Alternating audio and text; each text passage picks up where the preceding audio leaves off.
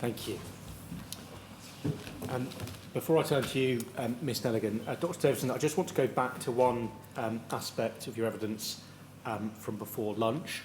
And just to summarise, you gave evidence about the form-filling risk management approach versus therapeutic approach, for want of a better shorthand, and you were critical of that form-filling risk-based approach. That's right, isn't it? It is. I'm not saying there should be no forms at all, but overemphasis on it, yes. And you made clear that that was an issue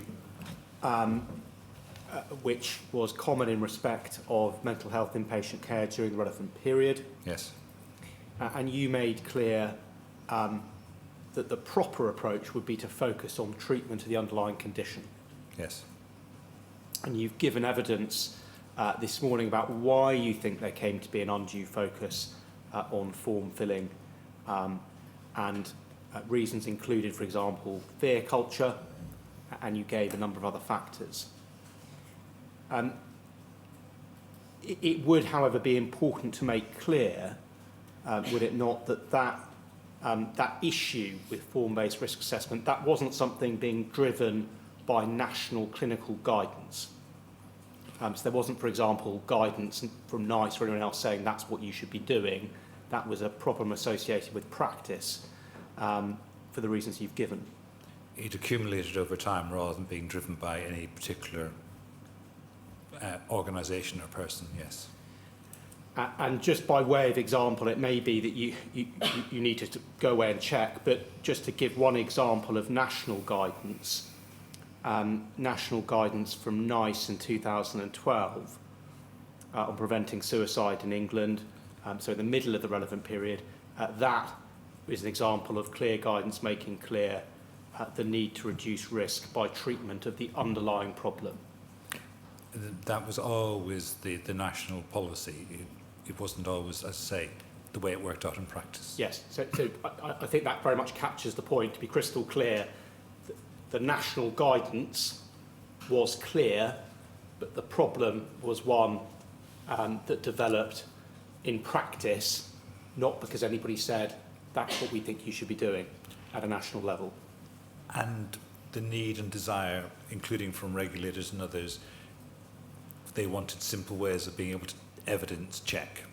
So forms were often written for external bodies rather than to actually do therapeutic practice. So put very simply, it was an unintended consequence of a number of other factors that you've been through this morning. Absolutely. Thank you. Ms Nelligan, can I now turn to you, please? And I want to start by asking you some questions from section 1 of your report, where you deal with the staffing of a mental health inpatient unit. And the first thing to make clear is that inpatient wards in mental health are diverse, and they can include units for young people, mother and baby, learning disabilities, forensic, older people, some substance misuse, and a number of others. Yes. And what you've done is to try and give an overview of general features, but of course we would need to look at any particular ward in any particular speciality to understand how that worked in practice. Yes. And it's right that wards or units can vary in size from 4 beds to as many as 30 beds. Yes. And in your report, you try and give an overview just to assist by setting out some common features, although you accept that those would vary between different wards. That's right. So, whilst it's not possible to set out a typical staffing model in terms of number and ratios, you say at 1.2 of your report, each shift will have, firstly, a registered nurse in charge of the shift, who will coordinate the shift, lead handovers and allocate tasks to the team. Is that right? That's right. You will also, in any ward, have a second registered nurse that nurse will support patients and staff, deliver clinical interventions, and you will also, generally speaking, have a number of what are called, in your report, healthcare support workers. Is that right? That's correct. Is another name for healthcare support workers healthcare assistants? So healthcare support workers is a term which is broader, so it would include healthcare assistants and also potentially assistant practitioners. And what's an assistant practitioner? Assistant practitioner is somebody that has done 2 years of foundation degree and can work at a higher level than a healthcare assistant. And you refer in your report to the model for nursing staff and award to include a deputy ward manager and a clinical lead nurse. Can I just be clear, are these roles assigned to the 2 registered nurses that you've already set out? So in general, a ward would have, say, a 20-bedded ward would have, say 30 staff on that establishment, of which there'll be the ward manager, deputy ward manager, and a number of band 6s, often known as clinical leads, and the rest of the registered nurses would be band 5s and band 3s. So that would constitute your staffing establishment. Then on a shift by shift basis, you'll have what I described here as the nurse in charge, a second registered nurse, and healthcare support workers. So on duty through the shift, you might have either one of those deputy ward managers or a clinical lead on shift. As one of the 2? As one of the 2. I see. Thank you. Not as well as, because the only person that is supernumerary is the ward manager. And that leads me to my next question. You say the ward manager should be supernumerary. What do you mean by that? So they're not working as part of the shift for that day. They're in addition to that shift. So they're in addition to those 2 nurses Yes. you've already referred to. And they often work a 9 to 5. And why should they be supernumerary? So as ward managers, their role is quite diverse in terms of making sure that the ward runs smoothly, both from a staffing perspective, quality of care perspective, and also in terms of patient safety. So often they will be doing tasks that are administrative in nature. For example, making sure that the Mental Health Act papers have been done correctly, looking at supervision, for example, and carrying out supervision with staff, and also they will also do some work with individual patients as well. Where they come in really importantly is when you do have shortages, they're able to support the ward in times of shortages as well. And presumably that is limited, however, to their time working, which I think you've described would be normally working hours. So 9 to 5 normally. You go on in your report at 1.4 to 1.6 to describe how the nursing team provide 24-hour care either through a shift-based system of 8 hours or 12 hours, is that right? Yes. You describe how 12 hours would reduce the time for handover over an 8-hour shift. Can you just explain why that would be? And potentially that's the case because when you have a 3-hour three shifts potentially, you have a longer handover time, and handover times vary from locality to locality and shift by shift. But normally, a shorter shift has a longer handover time. And you describe there that on handover it's good practice to carry out a visual inspection. Can you just tell us what a visual inspection of patients? Yes. Can you just tell us what that visual inspection ought to involve? Well, the inspection should be by the 2 registered nurses, the nurse that's handing over the shift and handing over the care of the patients, and the nurse that's receiving that care. And the inspection is, and probably inspection is probably a strong word here, but it is a review to make sure that the patients are safe and everybody's where they should be, and that there isn't any untoward issues in the ward at that particular time. So it's safety of patients and safety of the environment. And you also refer to the challenges of being able to deploy 2 registered nurses per shift due to staff shortages. Yes. And you also refer to increasing reliance on healthcare support workers. Yes. Just pausing there and asking you a bit about that. In summary, what is it that a healthcare support worker can't do that you would need a nurse for? A registered nurse. Yes. In summary, the registered nurse assesses care, develops a care plan, supervises more junior staff, including healthcare support workers, gives medication, gives evidence-based practice and delivers evidence-based practice. That's not to say that healthcare support workers don't do valuable work. They do, and also receive training, but it's not at a high level, and the accountability is different than it is for a registered nurse. And one key difference being also registered nurse, the key's in the name, they're registered Yes, with the NMC, that's correct. which is a professional regulator that sets certain standards and also lays down certain Yes. minimum training.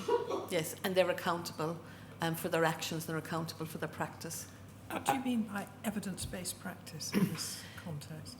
So looking at any interventions on the wards, making sure that there's some evidence base for that, and that they would deliver that themselves as well. And you've described there being an increasing reliance on healthcare support workers in the Yes. relevant period. Apart from staff shortages, what, if any, other reasons were there for that? So over time, there has been various levels of commissioning of registered mental health nurses, and that's over this period of time that has increased, decreased. Currently, there was a review, the last review that was done in 2023 said that the commissioning numbers of registered nurses met the demand. However, the registered nurses were not all coming into the NHS, and a lot of those registered nurses were going into private sector and other areas. Therefore, the gaps needed to be filled by other practitioners, in this case healthcare support workers, and that would include also your assistant practitioners and later nursing associates. There was also a period of time where there was a emphasis on reducing costs, and healthcare support workers are cheaper than registered nurses, and that was also a factor that came in during that period of time, and that informs some workforce plans as well. So key factors, one being lack of available registered nurses, and the second key factor being cost. And as well as looking at planned care, there's also a consideration of times of acuity. So to be able to bring in temporary staff in times of additional acuity, it is easier. The supply of healthcare support workers is greater than the supply of registered nurses from an agency and temporary staffing perspective. Thank you. So moving on then in the makeup of the ward, it's right that the medical team, and I'm just looking at your 1.8, are led by a consultant psychiatrist. A consultant psychiatrist is a doctor who is obviously a specialist on the specialist register, and you would expect one consultant psychiatrist to be allocated per ward, is that right? That's correct. Generally speaking. And they also take on the role of responsible clinician, which is a specific role which relates to patients detained under the Mental Health Act, is that right? That's right. And they tend to work, again, regular hours, like the ward manager, 9 to 5, but have a out-of-hours on-call system, generally speaking. Generally speaking. And they're also supported by more junior doctors. That's correct. Now, you deal with your report in from 1.12 onwards with staffing and the process of deciding how many staff you need on a ward. And it's right that at the start of the relevant period, you describe that being done generally manually. Correct. Can you just explain what you mean by that, manually allocating staff to a ward? So there's two elements. There's the element of staffing a ward on a shift-by-shift basis, and there would have been manual rosters to do that. And then in terms of allocating establishments, I think maybe that's later on, that was something that was done manually, if at all, at that time. And is it right that at the beginning of the relevant period, decisions as to how many staff you had on a ward would have been a matter for the professional judgment of the person in charge of that ward? Is that right? That's correct.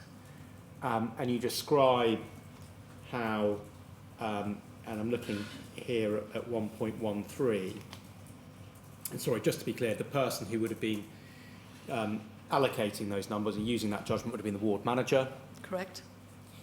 And as you set out in your report, following the Mid-Staffordshire Inquiry and the Francis report, in 2014, the National Quality Board was set up, and guidance was issued to all trusts to review their nursing staffing establishments on each ward, and to report that review along with any recommended adjustments to their trust boards for approval. And the purpose of that was to address potential harm to patients, is that right? That's right. And it also sought to provide greater accountability and oversight in respect to staffing, is that right? That's right. And one aspect of that was that something called staffing fill rates had to be displayed. That's right. And a staffing fill rate, am I right, that is where a number of staff required on a ward are identified. So, for example, it's identified that there are 10 staff needed on a ward. The fill rate would be the percentage of those staff that actually worked on shift on that ward. That's right. There's two elements. So the staffing on the ward would be displayed, and normally that would be by numbers. So clinically required 5 staff, 2 registered nurses, 3 healthcare support workers, and actually on duty there was 1 registered nurse and 4 healthcare support workers. So it was visible to everybody on the ward what the nurse in charge thought that they needed to deliver clinical care on that particular shift and what was actually achieved on that particular shift. That then was reported then through the systems and processes to corporately to come up with a fill rate for that particular ward, and then fill rates then were all put together into a monthly report that went to board and went in nationally to the Department of Health. So at a very basic level, if the requirement was identified as 10, but in fact only 8 members of staff worked, yeah, you'd have a fill rate of 80%. That's right. And just focusing on the NQB and the impact of that and those systems, how effective was that in your experience of ensuring safer ward staffing?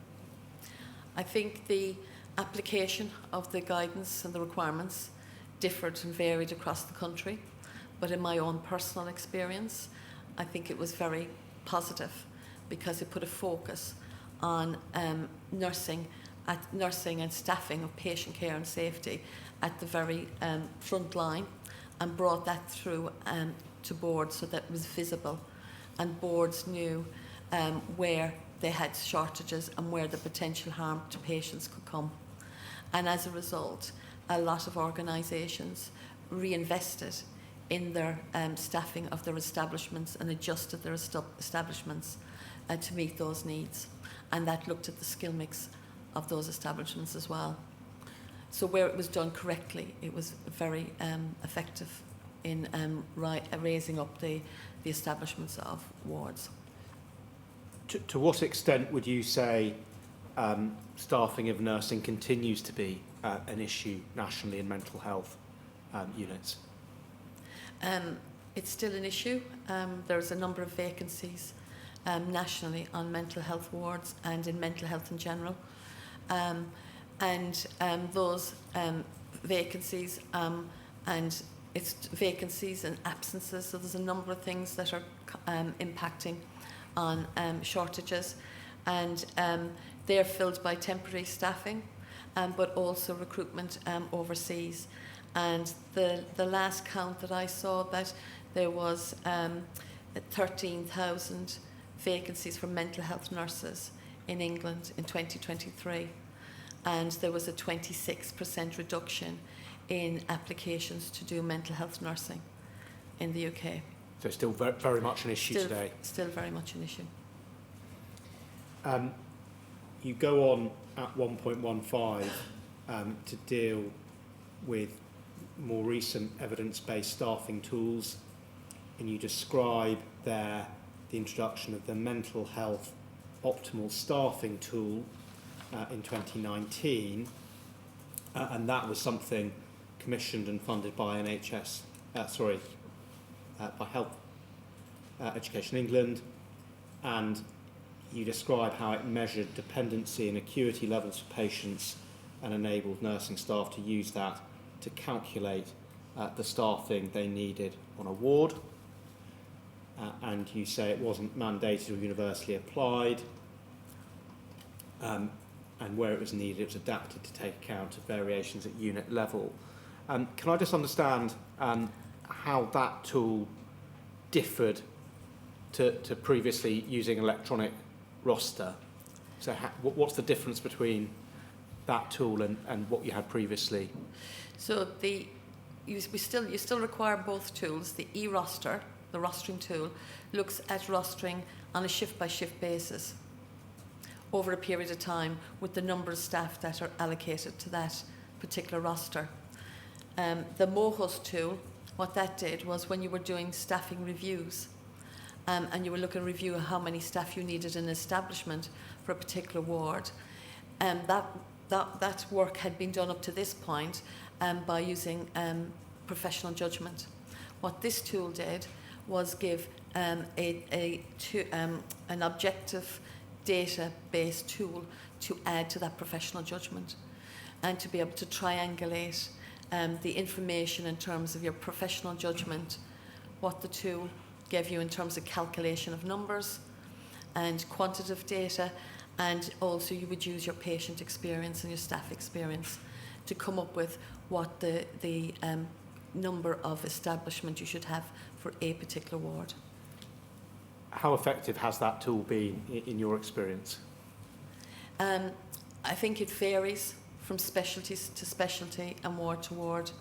I think in my experience it is a tool that works to support the process of staffing reviews, but I don't think it's a tool that would necessarily be a blanket approach to all staffing reviews and or to be used on its own. You still require the professional judgment. You've identified issues with shortages of nurses in particular. Are you able to just summarise the key factors which, in your experience, have driven that or affected that shortage? I think I touched on it in terms of the recruitment and the commissioning of registered nurse placements, but also over time, wards have not have become quite complex areas to work in, and with the development of community teams and services in the community, a lot of, and I'm speaking in general terms, of registered nurses have moved from inpatient areas to community teams. There's also the terms and conditions are better in community teams. So the majority of registered nurses, for example, on a ward would be a band 5, which is entry level remuneration, and in community teams it's the next level up. So that's one factor of people moving. Also, there's a lack of career progression working on a ward. If you go back to when I described one ward manager, deputy, and a number of clinical leads, it means there's limited ability for career development. So often people left, and then the work also is quite complex and can be distressing, and it also affects people's morale and sickness levels. Thank you. And you've described the increasing reliance on healthcare support workers. Again, just in general terms, are you able to help us as to what the impact of that has been? So the increased use of healthcare support workers? Yes, in general terms. Healthcare support workers are valued members of the team. And however, as time's progressed with the shortage of registered nurses, it's not necessarily the right balance. So, for example, if you had maybe 6 or 7 staff in a ward and you have 1 or 2 registered nurses, the ratio is very heavily on the healthcare support workers. And if you think about the discussions that we had earlier today about the complexity of patients, it is my opinion that the most complex patients should have the person supporting them with the most skills and education. We talked earlier about therapeutic treatment a bit, and you have in your statement. Is that something you would expect in terms of observations, for instance, that a healthcare support worker would be able to do as a therapeutic treatment? Or I think there's levels that the healthcare support workers will have training and will have development and support, but it's not to the same level that a registered nurse will have. So I don't think we can expect the same intervention and the same outcome. thank you. And one of the things you refer to in your report is the minimum of 2 registered nurses for a ward to allow at least a break and to have someone always on the ward. But in your view, in fact, it would be preferable to have 3 nurses, and that's because that allows someone to always remain supervising, and it allows obviously more ability to deliver one-to-one care. Is that right? That's right. How practical or achievable is that in your view? I think, first of all, there has to be an acceptance that that is a good thing to do, and there has to be the resources available to meet that. And of course, the next thing then is getting the registered nurses to fill the posts. However, in my opinion, if you increase the registered nurse and you strengthen the retention of registered nurses on the wards, you'll improve the quality of care provided to patients. You will improve the morale of the clinical team, and the outcomes can be better for everybody. But to do that, you have to take a step in that direction. Now, in some areas, and there will be shifts where there's more than 3 registered nurses on, for example, in older people's service. But predominantly in my report, I'm focusing on acute care.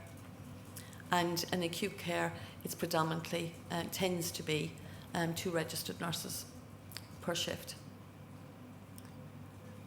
And you also set out other staff who support and also work with the nursing team by way of the multidisciplinary team. And it's right, there are a number of other professionals who will also assist on an inpatient ward. In terms of sessional interventions, that would include, you describe at 1.19, primarily occupational therapists and psychologists, is that right? That's correct. And you also describe various other roles shared across a number of wards, normally roles such as physiotherapists, dietitians, podiatrists. Is that right? That's correct. And there you would, as you described, that would not be just for one ward, they would be across a number, and generally speaking would be not 24 hours but 9 to 5. That's correct. You also describe at 1.22, in addition to providing individual assessment and treatment of patients, the MDT also participate in meetings which are generally held at ward level weekly. There's also been reference in the report to daily huddles. Can you just help us as to the difference between the daily huddle and what you're talking about there, the weekly MDT meetings? So over the period of time, there's been a number of variations of meetings that have evolved within mental health units. And generally, there's always been a multidisciplinary team meeting, which tended to be weekly. There'd been a ward round that was weekly. But in recent times, huddles have come to the fore. And they tend to be, and generally, daily. And the objective of those meetings is to speed up decision making in a multidisciplinary way, bringing the team together to make decisions to support the recovery of the patient and to support the delivery of their care plan on a shift-by-shift basis. And those meetings normally take place in the morning. So they're looking forward to the day in terms of any activities for patients. Are they still safe, for example, to go on leave? Is there any changes in their presentation? Is there anything that we need to make a decision on in terms of discharge arrangements? Those types of discussions and decisions. So just to summarise, the daily huddle is preferable to the weekly MDT, and that's something that has developed as the period has gone on. Yes. And the daily huddle is something you'd expect to be a multidisciplinary meeting, as it were. Yes. And I think it might be helpful just to bring in Dr. Davidson at this point, because he's referred to the weekly consultant ward round, and you've described, I think, in your report, better practice also being the daily huddle. Is that right? Yes. And the reason for that being that the weekly ward round is not frequent enough. It can often lead to delays in decisions about care, and in summary, the daily huddle is more effective. Is that a fair summary? It is. In addition to that, weekly ward rounds are very stressful for patients on the ward. You're brought in front of a group of people and questions are fired at you. You're supposed to remember all the things that you want to raise for the next week. So it was not a very good. So it was often used to try and assess someone's clinical state, and it was not fit for purpose for that. That's much better done in one-to-one meetings. So the old-fashioned weekly ward round tried to do both those things and wasn't the best way of doing either of them. And in terms of the relevant period and time frame, and I don't know who can best answer this, but at what point would you say roughly the move happened between the weekly ward round or meeting and the daily huddle? So I don't think you can put a date in the calendar on it, but over the last decade, huddles have become more frequent. It didn't mean the weekly ward round went, but gradually over time, as huddles have become more established and people have got more confidence in them, the weekly ward rounds have gone. It doesn't mean that there can't be multidisciplinary meetings, for example, a discharge meeting, but the old-fashioned weekly ward rounds are gradually being phased out as the huddles have become more embedded. It would be wrong to say that's the norm. It's moving towards being the norm, but I don't think it yet is the norm. And to be clear, at the huddle, the patient is not there, but somebody will have spoken to the patient on a one-to-one basis. Absolutely. The intention is there should be no surprises. So the intention is the person will have a one-to-one. They will know what should have happened yesterday. The huddle has two basic functions, as Maria said. One is, did we do everything yesterday we should have done? And if not, maybe multiple reasons why it didn't get done, we need to reallocate it today to avoid further delay. And the second one is, what is it that needs doing today to move things forward? So there should have been discussion each day with the person on a one-to-one saying, this is what was discussed this morning, you know. But the idea is not to reduce the ability to do one-to-ones, it's not to reduce the time that you might spend with your consultant psychiatrist or your psychologist or your OT. It's to help bring that into a more dynamic process so that you're not having to repeat yourself all the time, and you're not having to try and remember everything in one very highly stressful meeting. Thank you. I want to move on now, please, to another aspect of your report, Ms Nelligan. You deal in section 4 with access to basic and essential care standards. And just before I go into that, would it be right to say that in terms of the patient experience, once a patient is admitted or a person is admitted to the inpatient ward, their day-to-day care and contact will be the responsibility of the nursing team?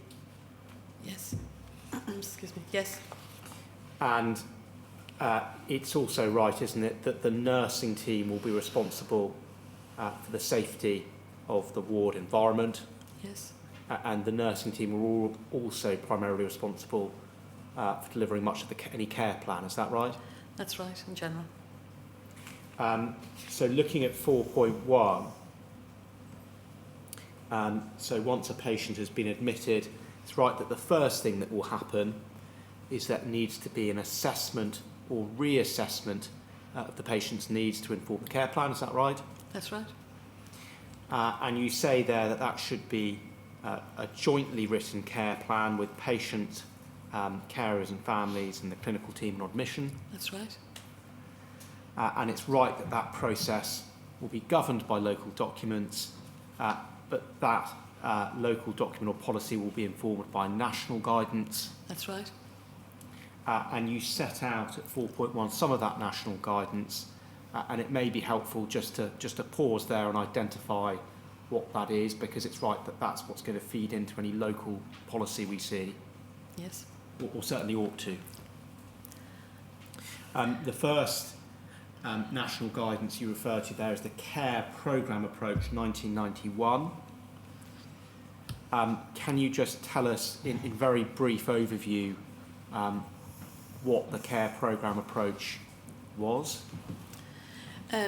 So in terms of the care programme approach, set out some standards and principles that I think are also reflected in guidance that came afterwards, like the NICE guidance. And those principles around person-centred care, around treating people as individuals, treating people with respect, around having a written care plan, around engaging with families and carers and having their views taken and listened to and being part of developing that care plan and the delivery of the care plan. It's true to say that the CPA over that period of time evolved and changed, and the intention was to try and standardise things across the country, and obviously it was implemented at various levels, and a lot of that standardisation was in the form of documentation, but it was fair to say that there was two levels within that, and one was enhanced CPA and one was standard CPA, and the enhanced CPA had specific conditions with that in terms of the resources that people received, and one of those being the allocation of a care coordinator, which I think we've picked up in Dr. Davidson's report. And just in terms of when a patient is admitted to the ward, obviously there'll be some handover and some discussion with that care coordinator and the receiving team on the inpatient ward. So just focusing in then on how that developed into the relevant period, you've referred to in your report NICE guidelines. Yes. And did those NICE guidelines in effect pick up aspects of the care programme approach and put them into guidelines? In general, the principles were the same, and those principles around person-centred care, involving families, having a written care plan that was written collaboratively with the service user and the patient and their families, and the patient having access to that care plan.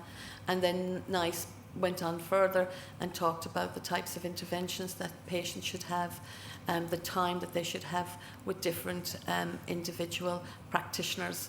So it expanded on some of the elements in the care programme approach in terms of the services that should be provided to patients as an inpatient. And I think it may be helpful if we just look at the NICE guidelines you referred to, which are from 2011, and those guidelines you reference in your report are the service user experience in adult mental health, improving the experience of care for people using adult NHS mental health services. Is that right? That's right. And I'm just going to ask if we could have those NICE guidelines up on screen. We can see them there. So published December 2011. Yes. And if we move on to page 2, we can see there your responsibility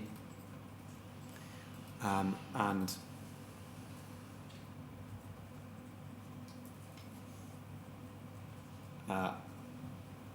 we can see recommendations in this guideline represent the view of NICE, arrived at after careful consideration of the evidence available, and it states there, when exercising their judgment, professionals and practitioners are expected to take this guideline fully into account alongside the individual needs, preferences and values of their patients or the people using their service. It's not mandatory to apply the recommendations, and the guideline does not override responsibility to make decisions appropriate to the circumstances of the individual in consultation with them and their families and carers or guardian.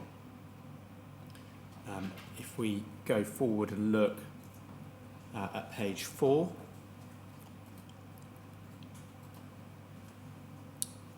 we can see in overview this covers components of good experience of service use. It aims to make sure that all adults have the best possible experience, and we can see who's it for, health and social care professionals and practitioners, but it also applies to non-clinical staff as well. And moving forward, we can see some of the areas it addresses. Firstly, if we look at page 7,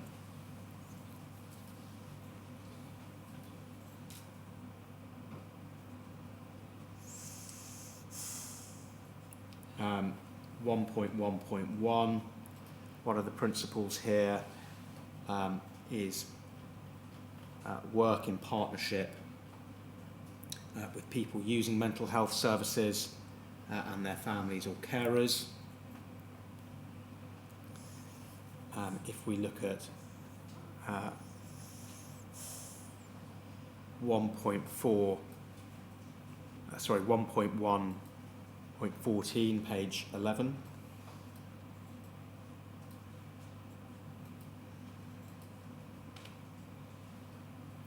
We see they're involving families and carers.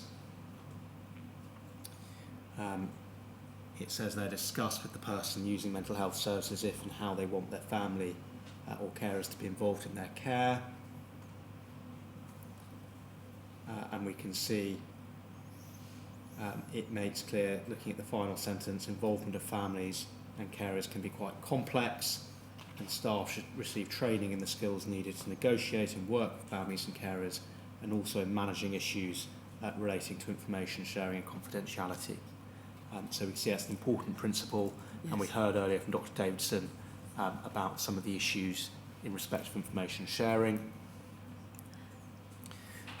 If we can move forward to page 15, please.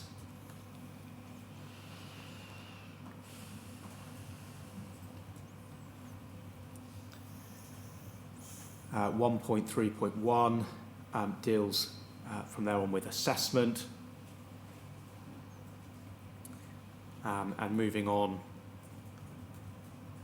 to 1.4.2, page 17.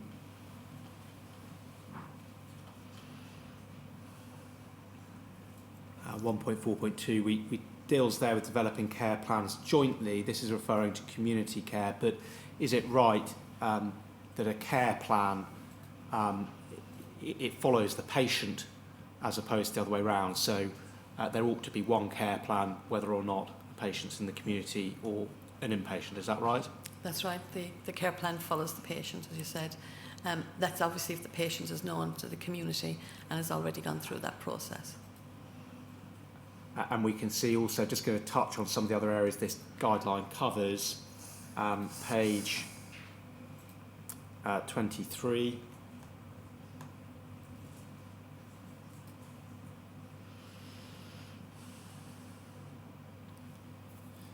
Uh, 1.7 covers the discharge and transfer of care.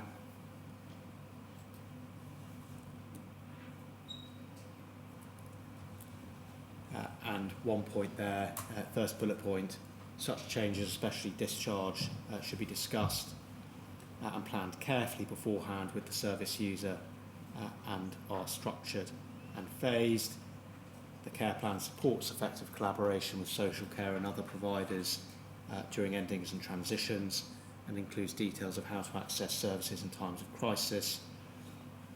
And when referring a service user for assessment in other services, they should be supported in the referral period, and arrangements for support are agreed beforehand with them. Not going to touch on this in any detail at this stage, but it's also right if we look at page 26.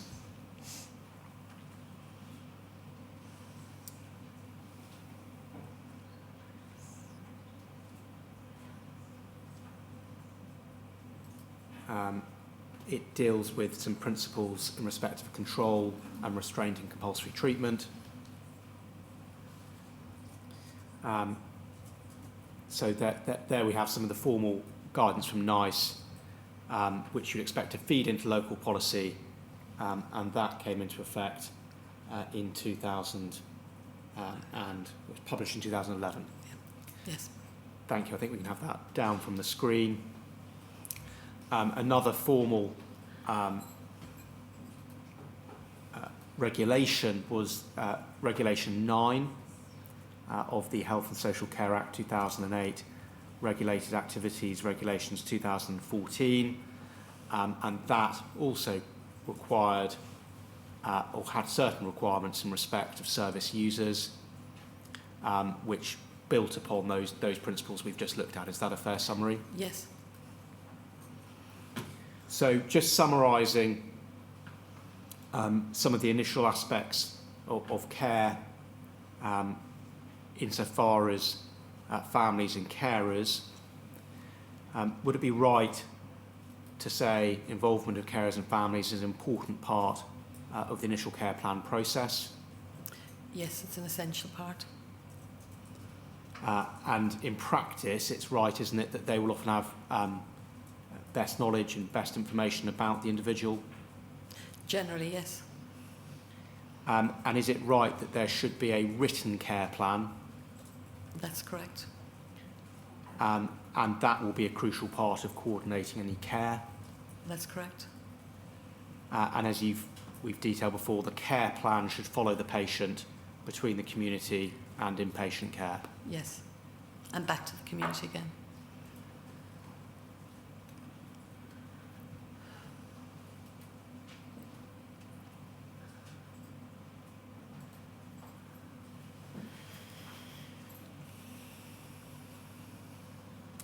And in terms of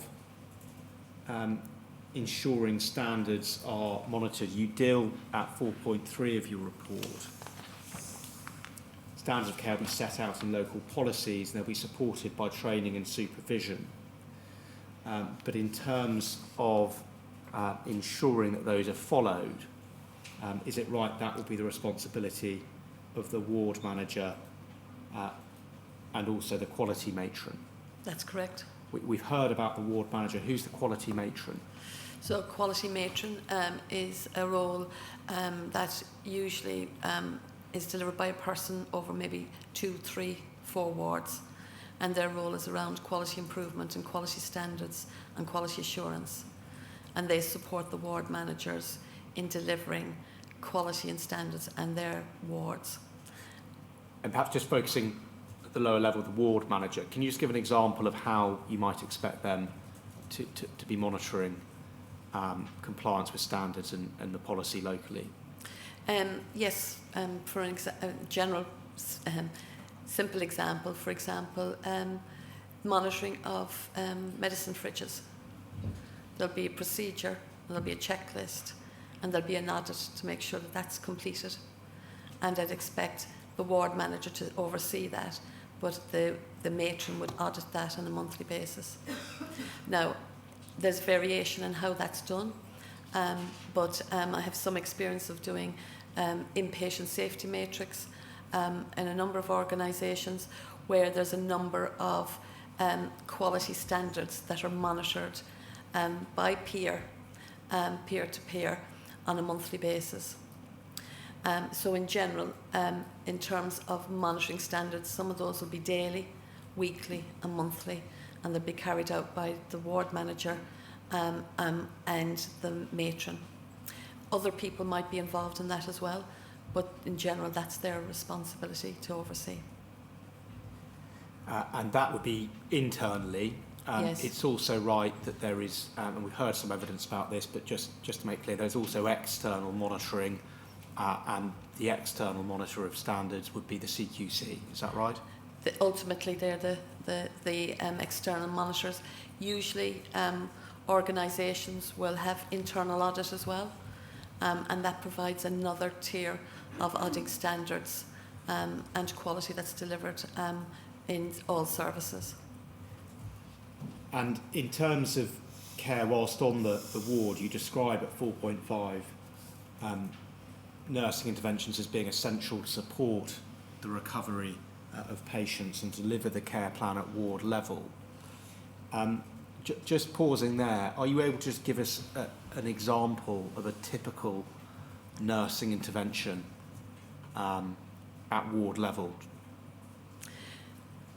There's a number of interventions from administering medication to giving health education advice to patients, to doing some education work around diabetic management, and then to talking and reinforcing their care plan and down to the details. So, for example, somebody that is self-harming and is maybe an enhanced OBS, having conversations and exploring with that patient how they feel, how they're progressing, what makes them keep themselves safe, and exploring how that can be formulated into the care plan and to enhance the care plan and reassessing.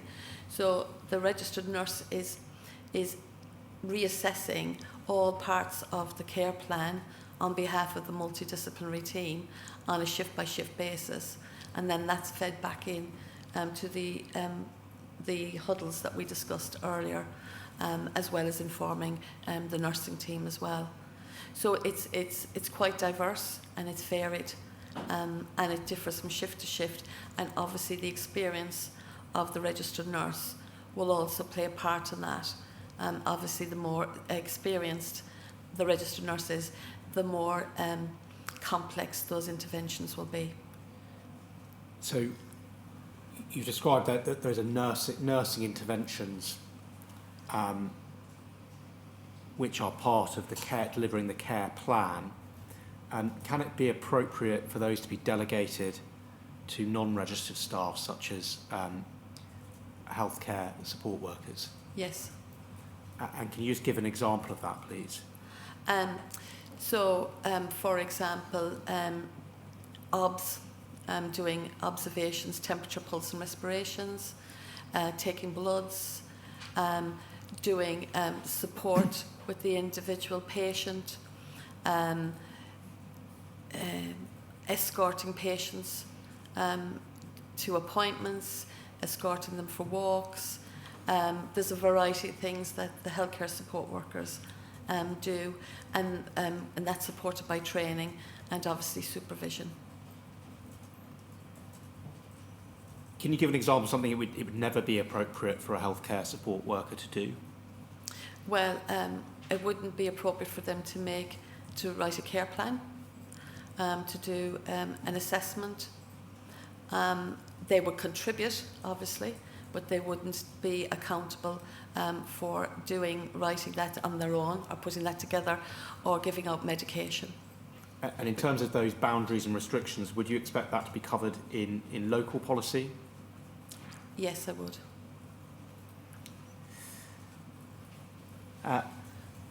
Moving on to your 4.7, you identify that over the relevant period, registered nurses had less time available to complete psychological and nursing interventions with patients.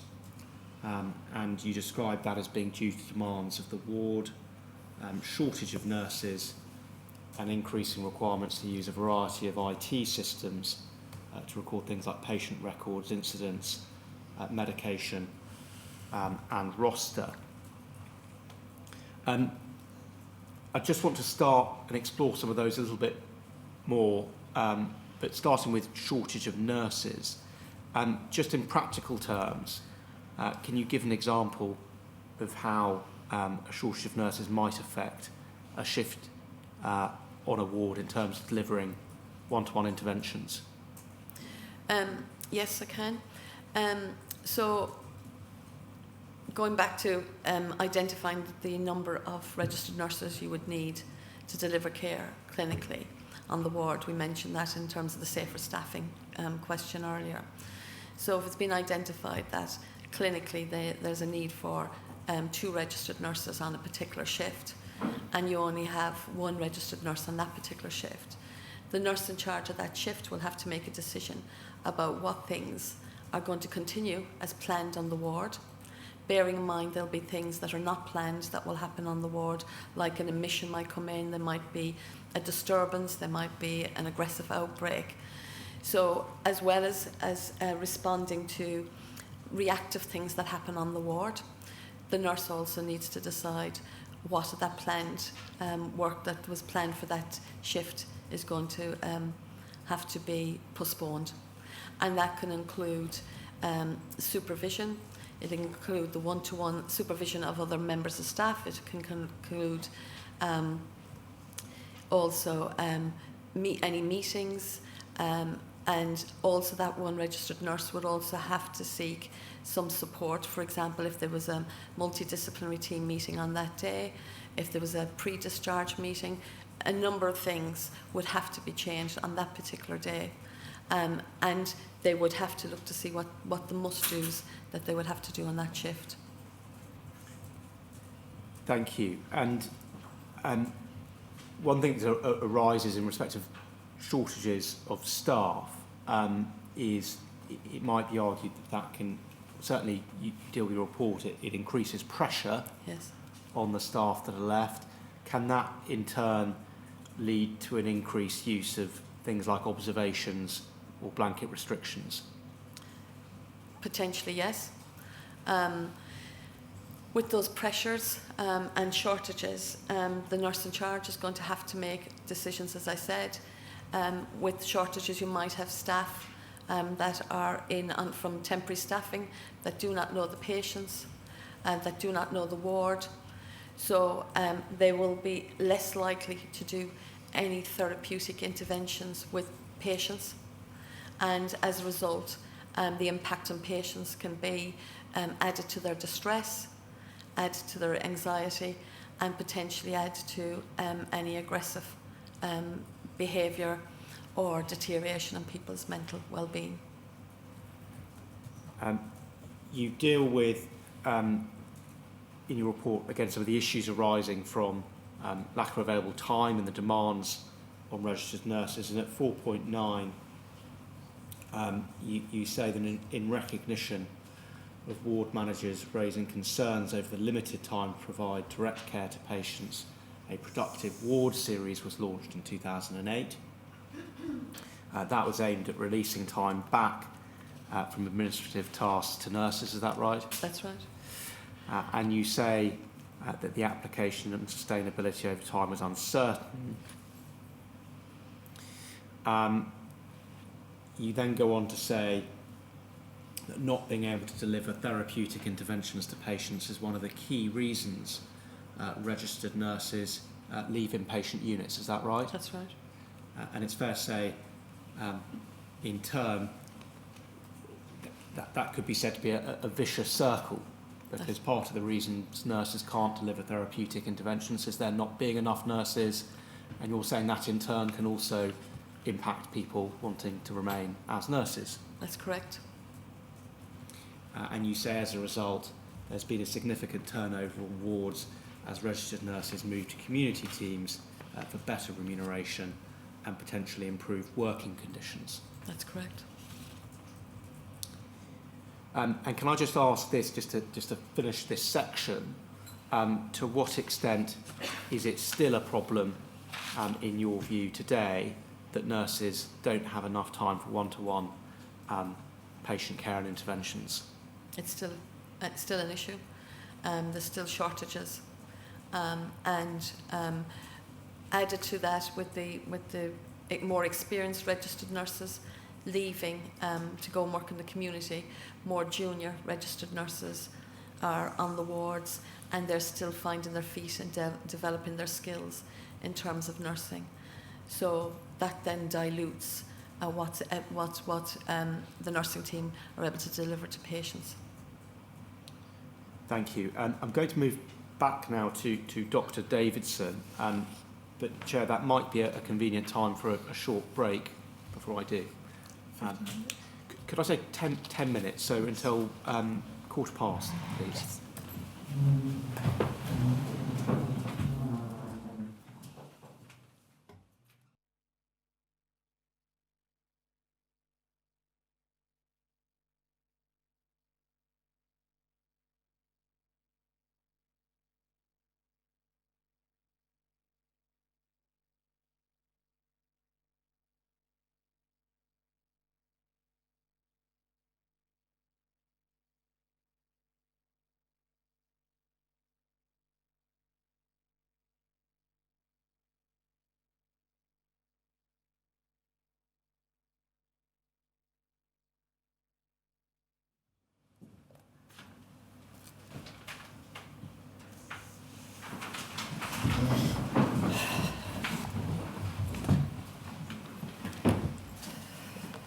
Thank you. Dr. Davis, I want to turn back to you in your report where you deal with inpatient care and treatment at section 4. Can I just perhaps start by summarising some of the aims and just understanding whether you agree that these are aims of inpatient admission or inpatient treatment? Is one of the aims to get the patient to remission? Yes. Or to sufficient level of remission to carry on treatment in the community, yes. Is another to prevent or reduce unwarranted avoidable harms? Yes. Is another to suppress unwanted behaviours or immediate risks themselves or others? Yes. And I think you've already said in respect of remission that the point of remission is to get them to a point where they're suitable to discharge to community care. With an effective aftercare package, yes. So in effect it's a combination of those things that you're trying to achieve. Yes.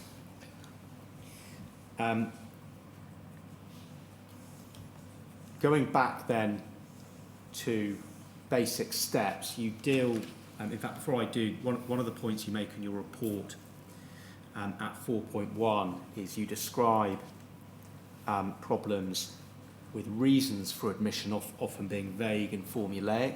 Yes. You describe that the problem with that is it makes it hard for the inpatient team to know what they're aiming to do or seeking to do. Yes. Can you just explain what you mean, or if it helps, give an example of that, of vague formulaic reasons, which wouldn't be helpful? So historically, and we've done a lot of work on this in the last few years, including through the GIRF programme, but historically, reason for admission could be put down as something like assessment. It didn't tell you what needed assessing, why it couldn't be assessed in the community, what was the purpose of it. It would say things like detained under the Mental Health Act. Detained under the Mental Health Act is not a reason for admission, it's a vehicle for admission, but there has to be a purpose as to why you're being admitted.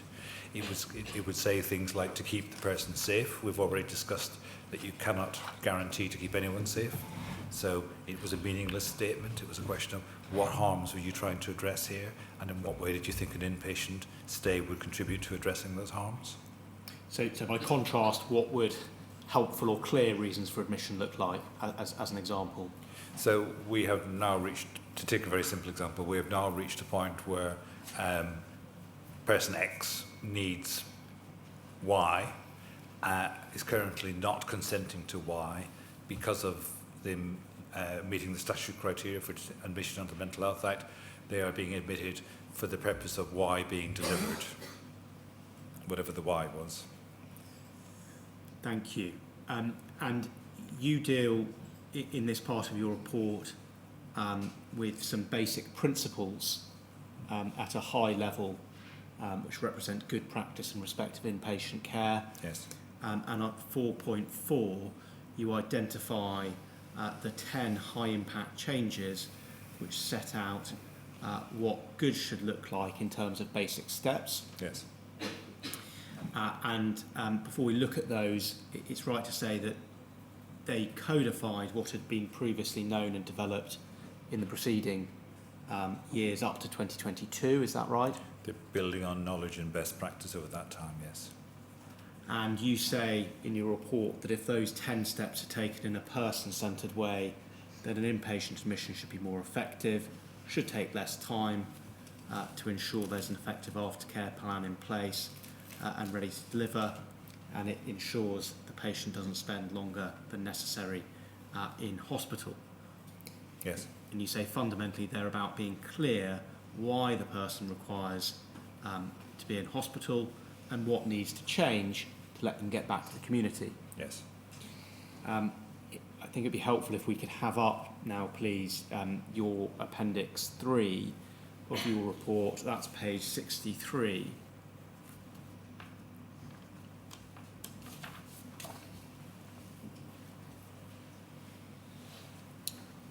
So there we have the 10 high-impact changes in mental health inpatient treatment.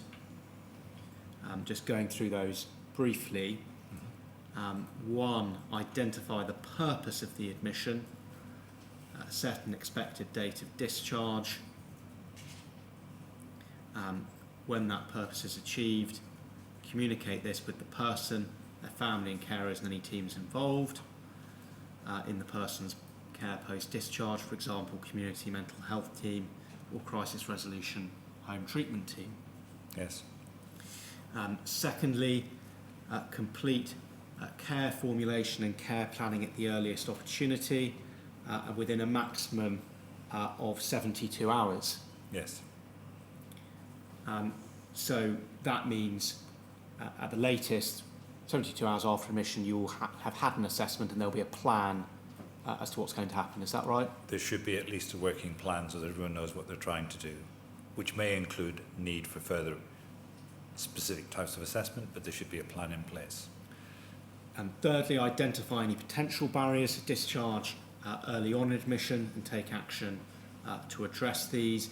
And just by way of example, to illustrate that, what might be a barrier to discharge commonly experienced? As we referred earlier, people can get to the point of being ready for discharge but have no accommodation to go to.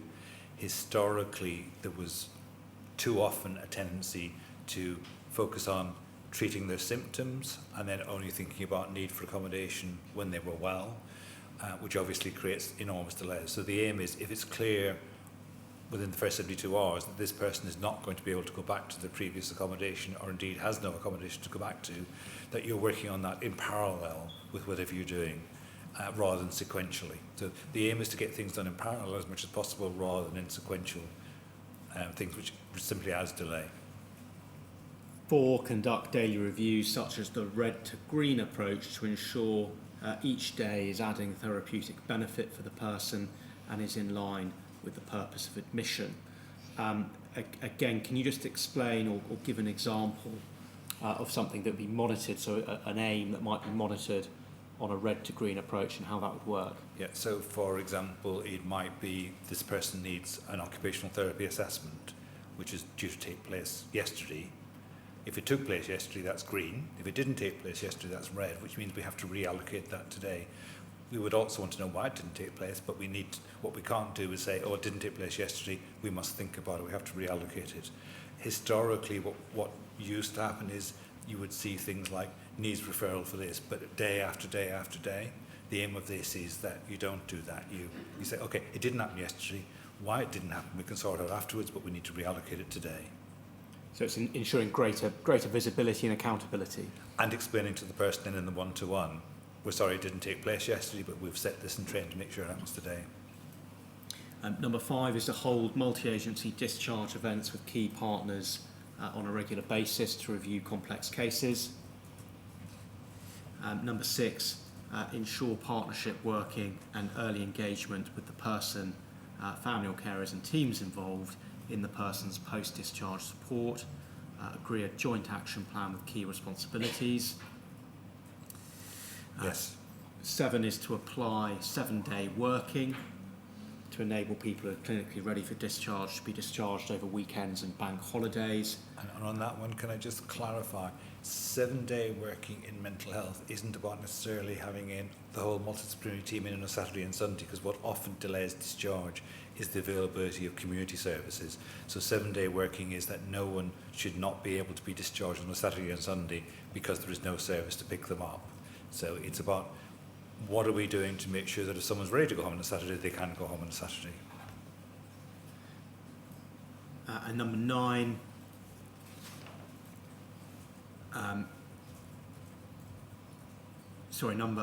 number 8, identify common reasons, solutions to people being delayed, and you've already given that example there of accommodation. Yeah, and this is broader than that. It's historically, as I've already said, we collect tons of information in mental health. We actually use and analyse very little of it, and even that which is used, very rarely is analysed intelligently. This helps you to start thinking about people from that area have great difficulty finding accommodation, so we need to be working on that, not on an individual case basis, but we've identified now there's an issue in that particular borough or locality, so it enables you not just to reactively respond to things, but proactively start to take steps to make sure that is less likely to happen to the next person.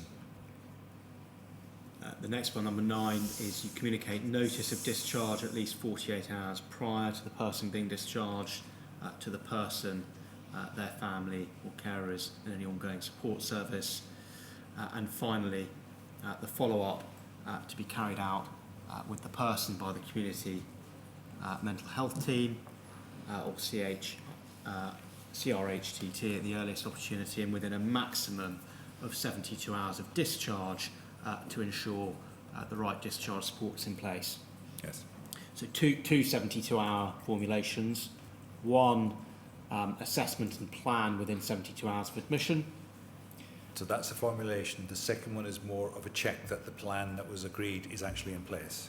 After discharge. Yes. And just to be clear, we know that these were not codified and disseminated formally until December 2022, but to what extent would you say these apply to the whole relevant period? The principles apply to the whole period. The specific guidance about how to apply these principles, which is what the 10 high impact changes are, wasn't available. But you should have been planning from the beginning for discharge. And we know that precipitate discharges where people are not given adequate notice and teams aren't given adequate notice they're coming out or harmful.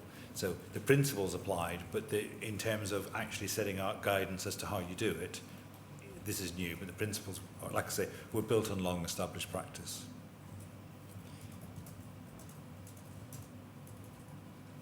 And in terms of just involving the family, as reference to family and carers throughout this, what would you expect by way of minimum in terms of trying to involve the family or carers? The minimum is that you should be, as it said earlier in the NICE guidance, you should be talking with the person about how much they're willing for you to share that's confidential. As we discussed earlier, that does not mean you can't listen to the family or discuss stuff that's not confidential. So in practical terms, how much involvement there will be variable, but as a principle, you should be seeking to have contact and seeking to establish how you maximise and make most use of that contact. So to summarise, there may be reasons why it's not possible, but at a minimum, you'd need to at least explore that. And if it's not possible, to be clearly document why it's not feasible.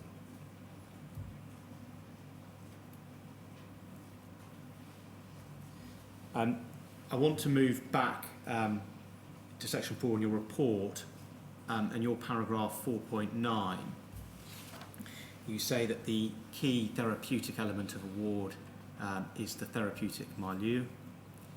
This sets the tone against which everything else plays out. And it has two main facets, the build environment and the staff culture. So in effect, one physical to do with the actual place and the other to do with the people. Yes. I'm going to ask Miss Nelligan about those aspects of the report, but before I do, it's perhaps helpful to ask you about some of the high-level principles. You deal at 4.12 in terms of the environment with the need for visibility and lines of observation as a means of reduction and management of risk, such as fixed ligature points. So that's clearly about creating a safe environment. Is that right? Yes. A safer environment, yes. And you say there, and this is perhaps the principle, that there needs to be a balance between what would be homely and privacy and the need to reduce avoidable unwarranted harms to the person, other patient staff and visitors. Is that right? Yes. Now, I'm not going to go into this into detail now, but it's also right that in terms of self-harm, and that's obviously one of the risks on an inpatient ward, Yes. There are specific NICE guidelines which deal with that. Is that right? Yes. And those set out key principles of assessment management and prevention. In terms of the environment as well, there are various types of technology such as video recording and cameras, for example, that have a role in assisting safety. So those are part of the safe environment. Are you able to help us as to just some of the key principles that you believe any practitioner should have in mind when using technology? So things like CCTV, like video recording.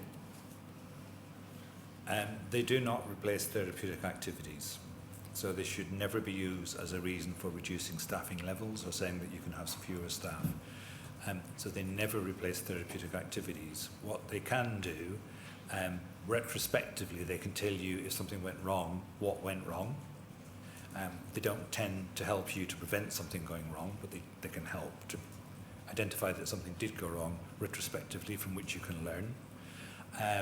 They can sometimes alert people to things that they may not otherwise have noticed. Those are the positives. The negatives are that people become over-reliant upon them and become blind to things that are in front of them, start to believe that these solutions will alert them to everything when they don't. And they also are perceived by many, many people coming onto the ward as very intrusive and counter-therapeutic. For example, You know, most people would say that they would be very uncomfortable if they knew that in their bedroom there were cameras watching them doing things, whether you're in hospital or not. So that's an additional harm that they cause, which then has to be balanced against the benefits. So it's with all of these things, whether you're talking technology, whether you're talking about one-to-ones or two-to-ones, you're always weighing up, is the harm of this enhanced restrictive practice justified by the benefit for that person at this time? So it should always be on a person-centered basis. It should always be for a specific purpose. That purpose should be recorded in the notes, and it should be stopped as soon as it's no longer needed or appropriate. They also can create a huge cliff face when you come to discharge, because when you come to discharge, the person will not be under that level of scrutiny. They will typically be having perhaps 2 or 3 visits in a week. So if you've been suppressing behaviours by using technology to stop them, and then you suddenly remove those suppressors at the point of discharge, you are making it extremely more likely that that behaviour will suddenly become resurgent in the period post-discharge. So again, if you're working towards discharge, you should be stopping those things well before you get to discharge. And you recognise in your report, obviously risk reduction and treatment will be required, but you go on to say at 4.14 that over-reliance on custodial approaches and things like restrictive practices such as high levels of nursing observations and low use of leave off wards can actually lead to longer lengths of stay and overall more harms occurring. Yes, I think we're going to discuss leave possibly later in my report, but it's fairly critical, yes. It might be worth just, I'm conscious that we've got limited time, so it might be worth just dealing with that now, okay. If we can, because it perhaps explains part of your conclusion there. I think in your report you deal with leave and say in almost all cases there should be a period of leave before discharge. Yes. And the reason for that is that you need to trial leave. Yes. And can you just explain why that is, why that's important?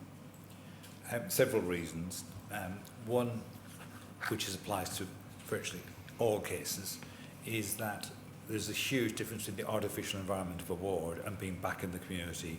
So even if someone appears to be doing well in the ward with all the restrictions, all the supervision, you can't be sure how they react when they're out in the real world. So real world testing is important. If you do it on the basis of structured increased leave, so ground leave, escorted leave, unescorted leave, you are doing that in a stepwise direction and you're seeing how they respond to that. That can be about whether or not they will harm themselves or someone else, but it can also be about, are they able to remember to come back to appointments when they're due to? Are they able to time manage themselves? Can they sort of get themselves to the shops and back? So it's not just about risk in the sense of harm to themselves or others, it's about their wider ability to cope back in the community, which you're testing. If you don't test that and you simply discharge someone from 24/7 inpatient care into the community, that's a huge cliff to go through. You've suddenly lost all that support. If you're out for 15 minutes leave and you're starting to panic, you can come back to the ward and you can get support. If you're out in the community being discharged, it might take a day or two to get someone to see you. So it's a huge jump for the person, not just in terms of, like I say, so sometimes people see it in terms of testing out harm to themselves or others, but it's testing out much more than that. And in terms of assessing that decision on leave, I think you say in your report that the test should not be whether or not harm occurred. The test, in your view, or the question which should be asked in judging that care, is whether the decision was reasonable based on the information at the time. Is that right? That's always the case. You have no control over it, apart from when someone's actually on the ward and has no leave given to them. You have no control over what happens once they leave the ward. Even with escorted leave, people can run off and the nurses that with them may not be able to keep up with them. So there's a big difference between someone going absent who has no authorised leave, and someone who has authorised leave, perhaps not using it exactly as you planned. You can't guarantee that if you give someone leave, they will not do something harmful. And going back to this issue about self-harm, we have a paradox in mental health that we don't like certain types of self-harm, such as cutting, which is actually very stress relieving for a lot of people. But we allow people to self-harm through smoking, which is actually much more dangerous. And on wards, you will be given time to go smoking, but we will restrict your leave if you cut. Some people, when they go out, therefore, will cut because that's their favourite way of releasing stress. The aim is to get to the point where you're not needing to do that, rather than it's not happening because you've suppressed it, because if it happens when they go out and leave, what it tells you is they haven't actually been able to develop other ways of coping that mean they don't have to do that, which is an important test. It's a safer way of testing it than discharging someone. So you are testing a lot of things. I probably lost track of your original question. I apologise for that. But it is an essential part. This is why, going back to what Maria was saying earlier, staffing problems which lead to leave being cancelled when there are not enough staff to do escorted leave, or when there are not enough staff to check you in and out of the ward, they are extremely frustrating for people who've been promised leave and then can't get it because being cooped up with 18 or 20 other people is quite difficult. They lead to more likelihood of people getting upset and behaving in ways that people don't like self-harming or whatever. So leave is a really important therapeutic part of the ward environment and testing and the culture of the ward. If you can't get leave from a ward because people are frightened that if they send you on leave, they might get in trouble, it's not a therapeutic environment. Thank you.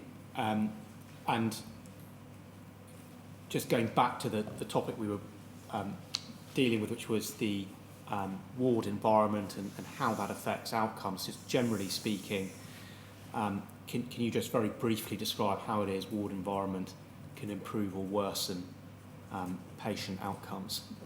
Yeah, so back in 2000, there were an awful, I mean, I'm not saying they're all wonderful now, but back in 2000, a lot of wards were badly designed.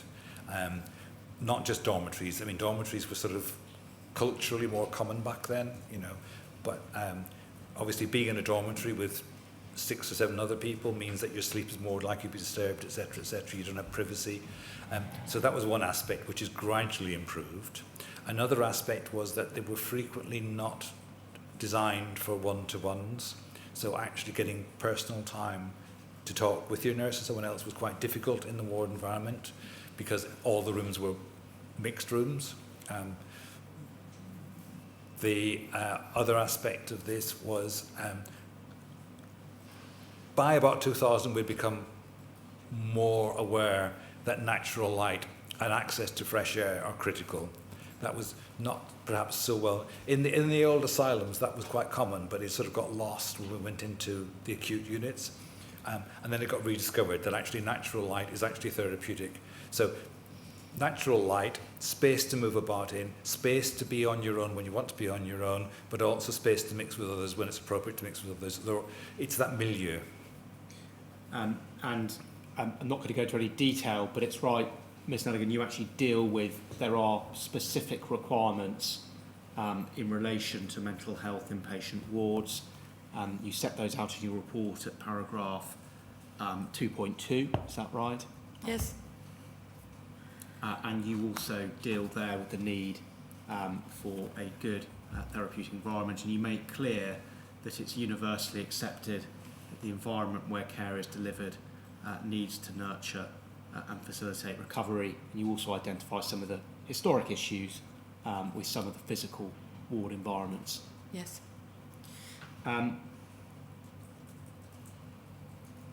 Moving on then to culture, you deal with that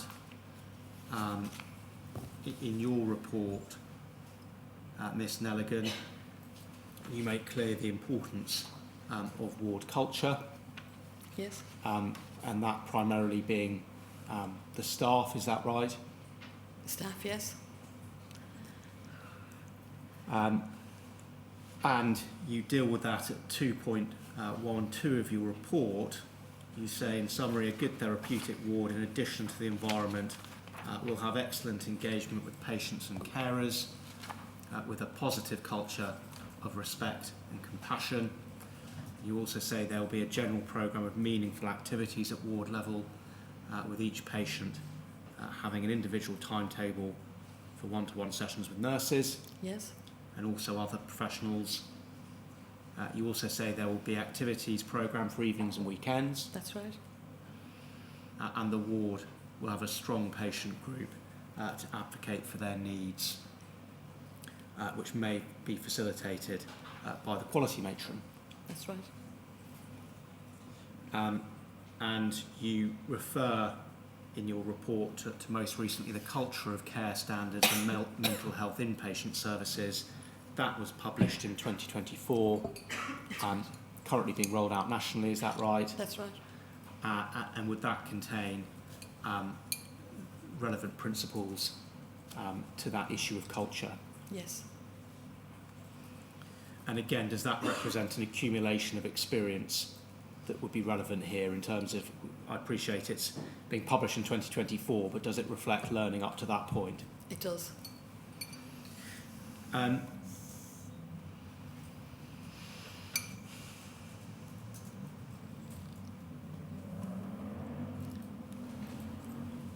just conscious of time, so I'm going to move, just deal very briefly, if I can, Dr. Davidson, with the question of therapeutic benefit that you deal with. I'm not sure if we're going to have time to go into this, but it's right that you prepared an appendix to your report, Appendix 4, and that essentially sets out the key principles in terms of the interaction between therapeutic benefit and reduction of harm, is that right? Yes.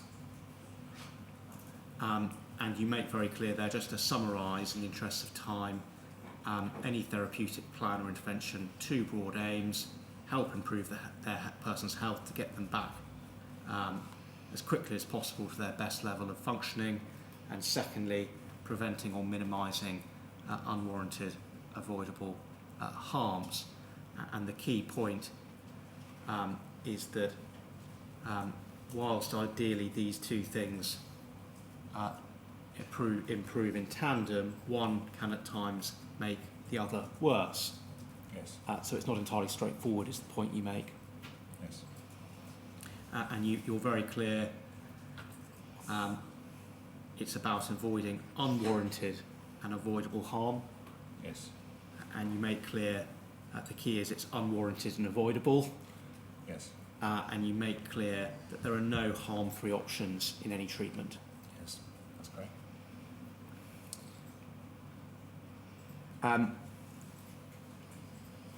I want to deal, Dr. Davis, if I can, with NICE guidelines.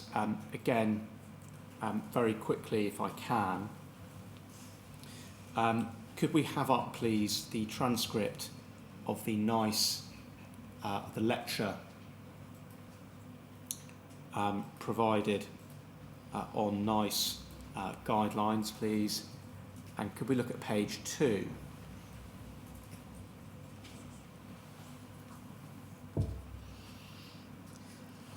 So this is a transcript of the lecture from Professor Kendall and Professor Pilling. And if we look at the bottom of the page, this deals with the status of NICE guidelines. And Professor Kendall says this, okay, so what exactly is the status of NICE guidance? So as I've said, NICE guidance is there to support the clinician and the service user to make decisions. It's not a substitute for decision making, because decision making has to take into account preferences, has to take, I think just going over the page, into account values that the patient's got, and so on. So it's there to support that process. So just pausing there, from your perspective as a practitioner, would you agree with that characterisation of NICE guidelines? I do. The other bit which goes into the and so on is the practical availability of various types of resource to deliver those NICE guidance. So the so on is quite a broad term, but I agree with the statement, yes. And you say in your report, and for anyone who's got the report, this is 4.22. You say, as in all cases, the test will be whether any decision can be clinically justified in the particular circumstances. That's right. That's correct. And that spans a number of areas, doesn't it? It does. So to summarise in respect of your view and NICE guidelines from a practitioner's perspective, you agree they're relevant. Yes. You would presumably agree practitioners should have regard to them and be aware of them. Yes. Whether or not doing so is a failure will depend on the particular circumstances. Sorry, whether or not having regard or not having regard is a failure will depend on the circumstances of the patient. Yes. And in judging that, from your perspective, it's important to have regard to the information available at the time. And the resources available to deliver any particular interventions, yes. And the resources.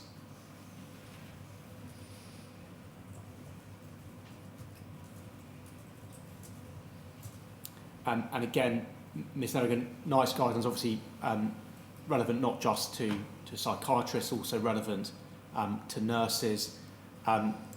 Is there anything you would add from a nursing perspective, or does your opinion concord with Dr Davidson's? I would concur with Dr Davidson's, and it also applies to the multidisciplinary team as well. So again, expect people to have regard to them. Whether or not having regard is reasonable or not will depend on the circumstances. Yes.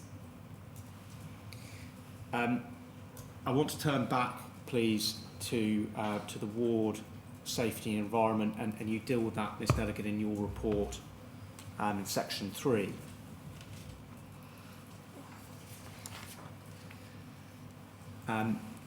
You identify there that for the ward manager and nurse in charge of each shift, ward safety comprises of 2 main areas: patient safety and safety of the staff, and the safety of the environment.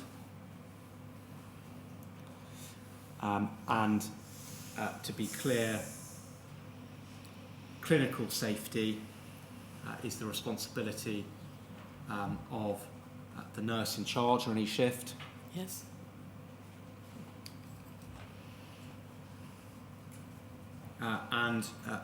One issue that can arise is incidents of violence and aggression. Yes.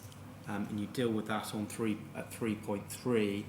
This is it's fair to say, a very big topic. Yes. And we're only going to touch on this at this stage by way of introduction. But you deal with some of the principles there at 3.3. But some of the key points include the following. There's got to be adequate training of the staff involved. Yes. Yes. There's got to be enough staff to be able to do it safely. Yes. And that may require staff from other wards. That's right. And it's also right that there is particular guidance now following the Mental Health Unit's Use of Force Act 2018. That's right. And that Act requires Trust to provide training to staff which is adequate to allow them to carry out restraint in a safe way. Yes. You deal with the need for skill in responding to issues such as restraint, and you deal with the challenges at 3.4 in your report. And you refer there to nurses being well equipped to deal with those situations. Yes. But you say it's essential for a healthcare support worker to be supervised by a registered nurse. Yes. And that's due to the potential complications and presumably risks associated with that restraint. That's right. Just a few questions arising from that, please. Generally speaking, in your experience, and I appreciate this is your experience, it's not a scientific evidential question, but have healthcare support workers generally been adequately trained in the use of restraint? Substantive staff, yes. So if we think about the earlier conversation around staffing the wards, the substantive healthcare support workers will have had training the same as the registered nurses, but temporary staffing may not.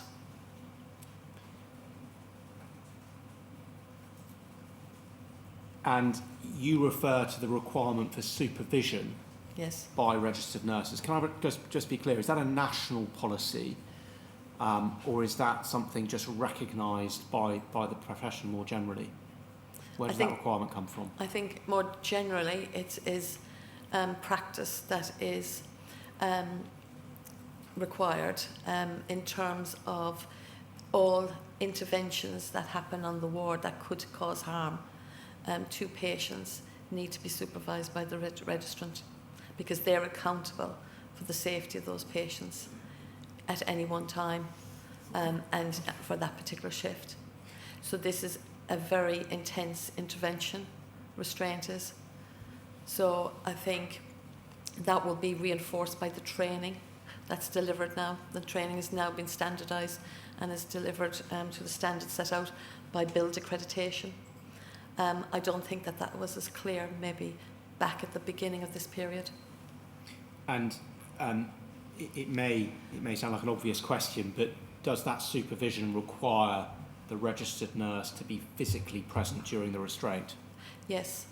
And to be clear, the registered nurse might be participating in the restraint if they're there, but if they're not there, then somebody needs to alert them that this is taking place so that they can supervise it accordingly.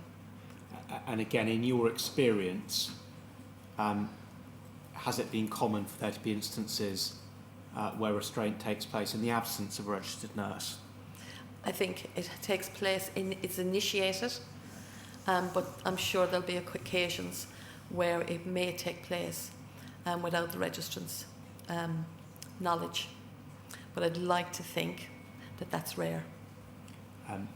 But from your perspective, if it does develop, it ought to be quickly supervised by the registered nurse. Correct. So you'd be critical if there was an absence of that supervision?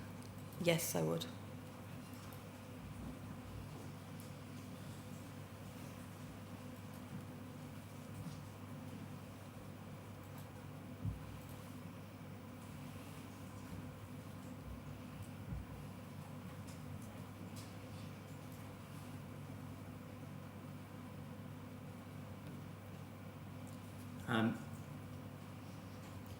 One of the environmental risks, and very common one, again, this is a very big topic, so I'm only going to touch on it, but one common issue is the issues of ligatures in mental health inpatient wards. You deal with that at 3.12 of your report, where you set out that there has been debate over the relevant period with regards to management of fixed and non-fixed ligatures and making the environment safer for patients. You say that the one view has been that a safe ward is delivered by removing things and installing ligature reduction aids such as door-top alarms aimed at preventing all self-harm incidents. And you go on to say at 3.13 that as time has progressed, there's been a greater appreciation of the dynamics of delivering inpatient care. Yes. You say that no environment can prevent all risk, and environmental modifications are not a replacement for therapeutic engagement and interventions delivered by the nursing team. Yes. But very briefly, you've referred to there being a debate, but can you just summarise the two sides of that debate so we're clear what was being argued? Yes, over a period of time, I guess, whether the debate was that if we remove all the potential harms and the potential ligatures, then we're in a better position to keep people safe. But of course, as we've heard and we've discussed through Dr. Davidson's report, it's not as simple as that. So through the period of time, there's been, I suppose, discourse rather than debate about how we should be supporting people, what kind of environments should be, and I guess making sure that we keep at the front of our minds the importance of engagement and in therapeutic interventions. So the balance about the environment is just one element about people's care. It is not the sole and the front of preventing risk within inpatient care. So it's been a kind of a evolved discussion that has got us to this point, where the point being now the environment is there to support the delivery of care. It is not the primary focus on delivering care. And we are more considered about the realignment of that focus being on therapeutic engagement and care, and not reliance on the environment to keep people safe. And you refer in your report to guidance published towards the end of our relevant period in 2023 by the CQC, reducing harm from ligatures in mental health and learning disability. Does that now, has that had the effect of resolving or clarifying that debate and giving greater certainty to those practising? Yes, it does really focus very much on that therapeutic and that engagement and interventions with people, and that the environment is secondary to that focus. I want to turn briefly now, if I can please, to observations. You deal with that at section 5 of your report.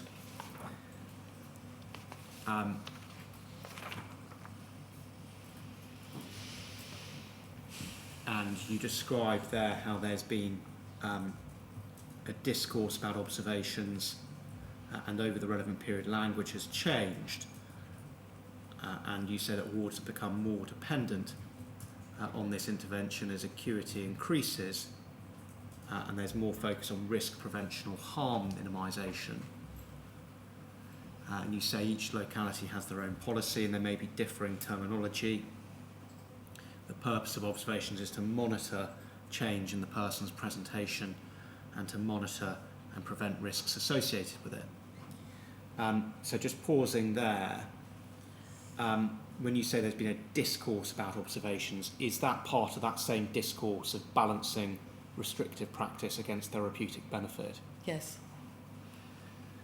So similar issues to that which you've referred to in respect of ligatures, perhaps? Yes. And you then go on to set out the different types of observation, and perhaps we can just summarise those. You say at a minimum all patients on a mental health ward should be on general observations known as level 1, and that involves observations carried out by a healthcare support worker at hourly intervals, and essentially checks include whereabouts of patients, which are then recorded. Is that right? That's right.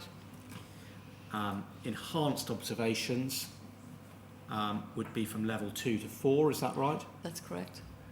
Level 2 generally being intermittent observations, 15 to 30 minutes. Yes. Level 3, 1-to-1, continuous observations within eyesight. Yes. And level 4, continuous observations within arm's length of staff. Is that right? That's right.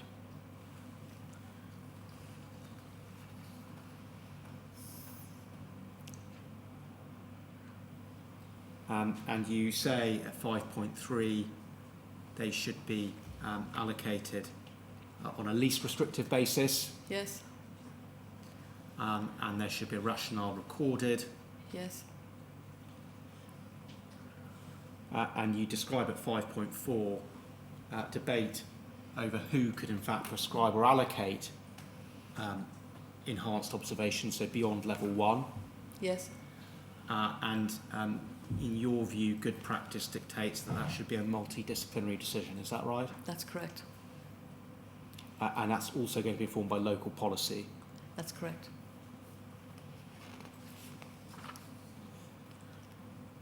And is it right, there's no, we've heard about the CQC guidance on ligatures, but is it right there's actually no national guidance in respect of observations? That's correct. And from a practitioner's perspective, would further guidance on that be of assistance? It would. And just an outline, what would you expect that to say or require? I think the terminology and some standardisation of terminology would be really helpful and beneficial to improve practice, and because people move from different hospitals, different localities, and communication is so important, making sure that there's an understanding of what people are communicating in terms of observations and in terms of different frequencies in terms of the time. I think it will also help in terms of when things go wrong and when there's incidents and reviews post-incident, that there's a set of standards and principles that we all are aware of and we all understand and have signed up to. And that in turn would support the staff at the front line that are carrying out this policy and these interventions. So it would help by giving a degree of consistency. And clarity for staff. Yes. I want to turn now very briefly, if I can, to reassessment and evaluation or re-evaluation. You deal with that at section 6 of your report. And just summarising briefly, if I can, you say that following an agreed assessment, every clinician considers any amendments to that assessment on every subsequent occasion they're in contact with the patient. And for nurses, they would need to consider the steps of assessing, planning, implementing and evaluating on a continuous loop. So that happens every time they see the patient. They don't just assess them at the beginning and come up with a plan. They've got to keep looking at that essentially every time they see them. Correct. Changes in presentation will be formally and informally discussed by nursing teams in huddles, handovers, and with the multidisciplinary team. And you say that the purpose of reassessment is to evaluate the care plan and the care that's provided to the patient, and you're checking that it's being effective in reaching the agreed goals. Is that right? Yes. And you also say it's essential that the patient and their family and carers are part of that evaluation. Yes. And you also make plain that no evaluation or re-evaluation of care and treatment is effective without it being accurately recorded. Correct. The reason for that being, if it's not recorded, someone else picking up care isn't going to know about it and they can't do anything about it. Is that right? Exactly. And the document's also got to be shared by way of a care plan with the patient. And in summary, you say that reassessment should take place following any significant incidents, both positive and negative. Is that right? Yes. I want to turn back, please, to Dr. Davidson for the final stage of the inpatient care journey, which is pre-discharge planning and post-discharge care. You deal with that at section 5 of your report, and it's right, actually, in summary, much of the principles here are codified and reflected in the 10 high impact changes. Is that right? Correct. And so far as those deal with post-discharge planning, we can say they're all those are contained in the 10 high impact changes, all relevant here. So the 72-hour follow-up. Yes. There's got to be some form of plan. Yes. There's got to be some form of mechanism for it to be checked up upon. Yes. And that has to take place in 72 hours. As a minimum.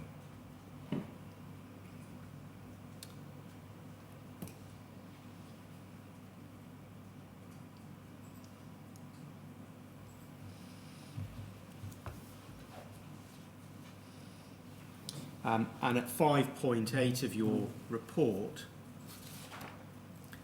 you deal with the aftercare plan, and you say there's no perfect aftercare plan, and you make plain there the limited ability to influence what happens post-discharge from the perspective of those practicing on an inpatient unit. Yes.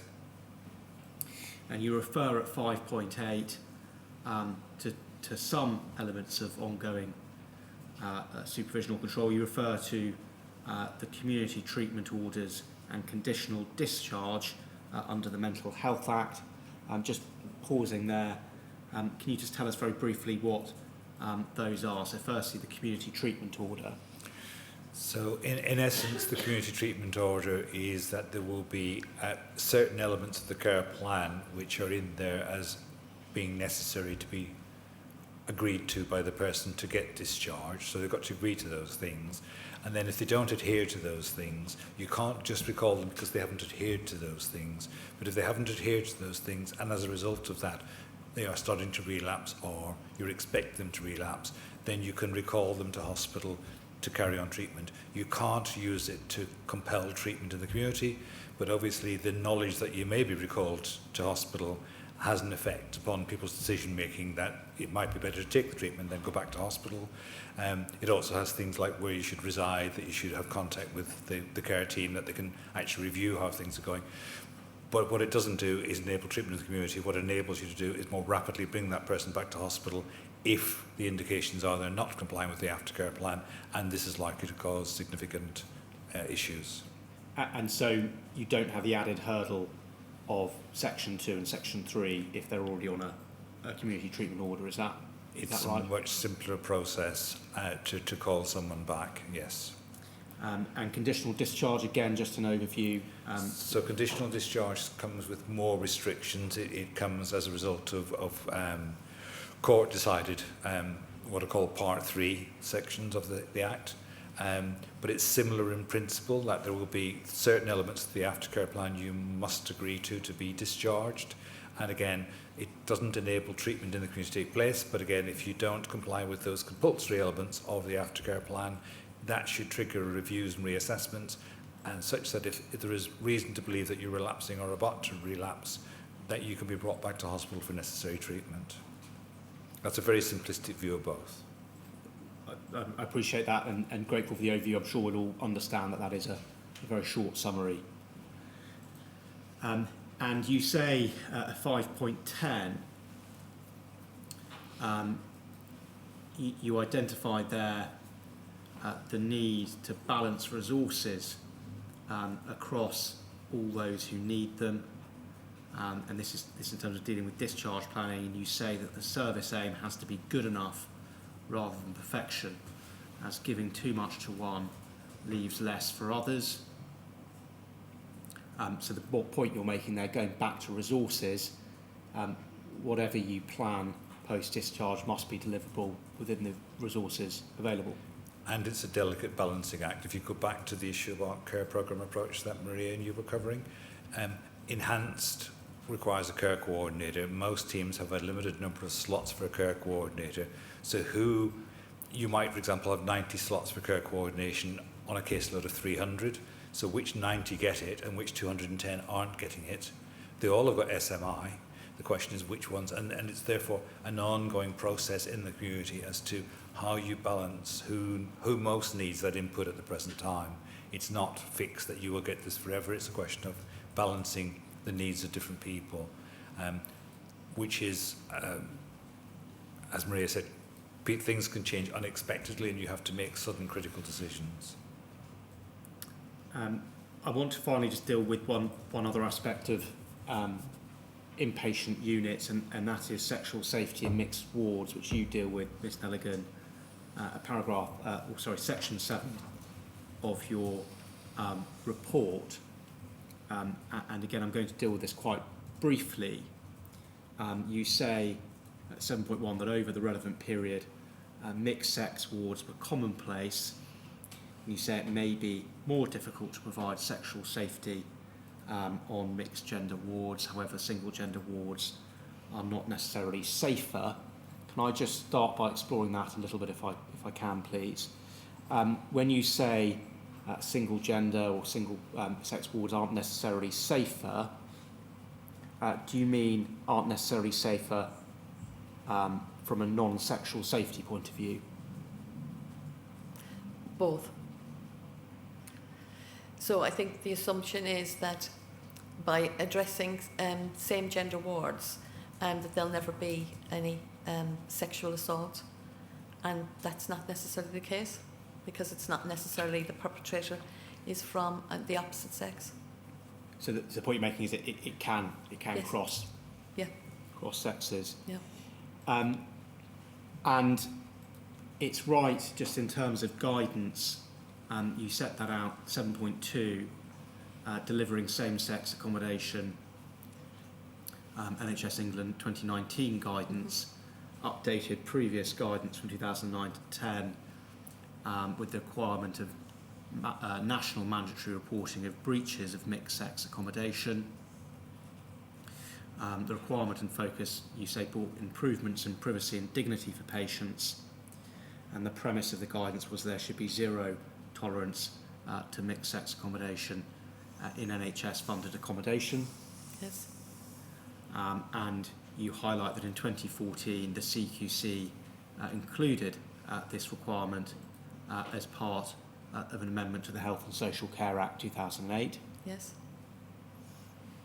But you point out that in some specialities such as young people, learning disabilities and substance misuse wards, by nature of being specialist wards and standalone units, it's not always possible to achieve that.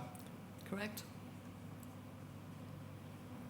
And in summary, at 7.9, you say that single-sex or gender wards are seen to be safer and provide more privacy and dignity for people. They're well received, particularly by female patients, where they can feel safer during times of vulnerability and distress. However, you say that eradication of these wards nationally varies from locality to locality. Is that right? That's correct.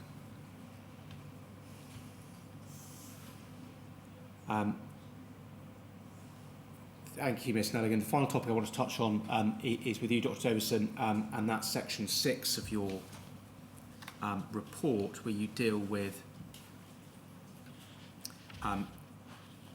investigation, review and accountability. It's right that we've heard evidence from the CQC and others about the formal incident reporting framework, so I'm not going to go into that here, but I am going to ask you about some of your experiences from the perspective of a practitioner during the relevant period.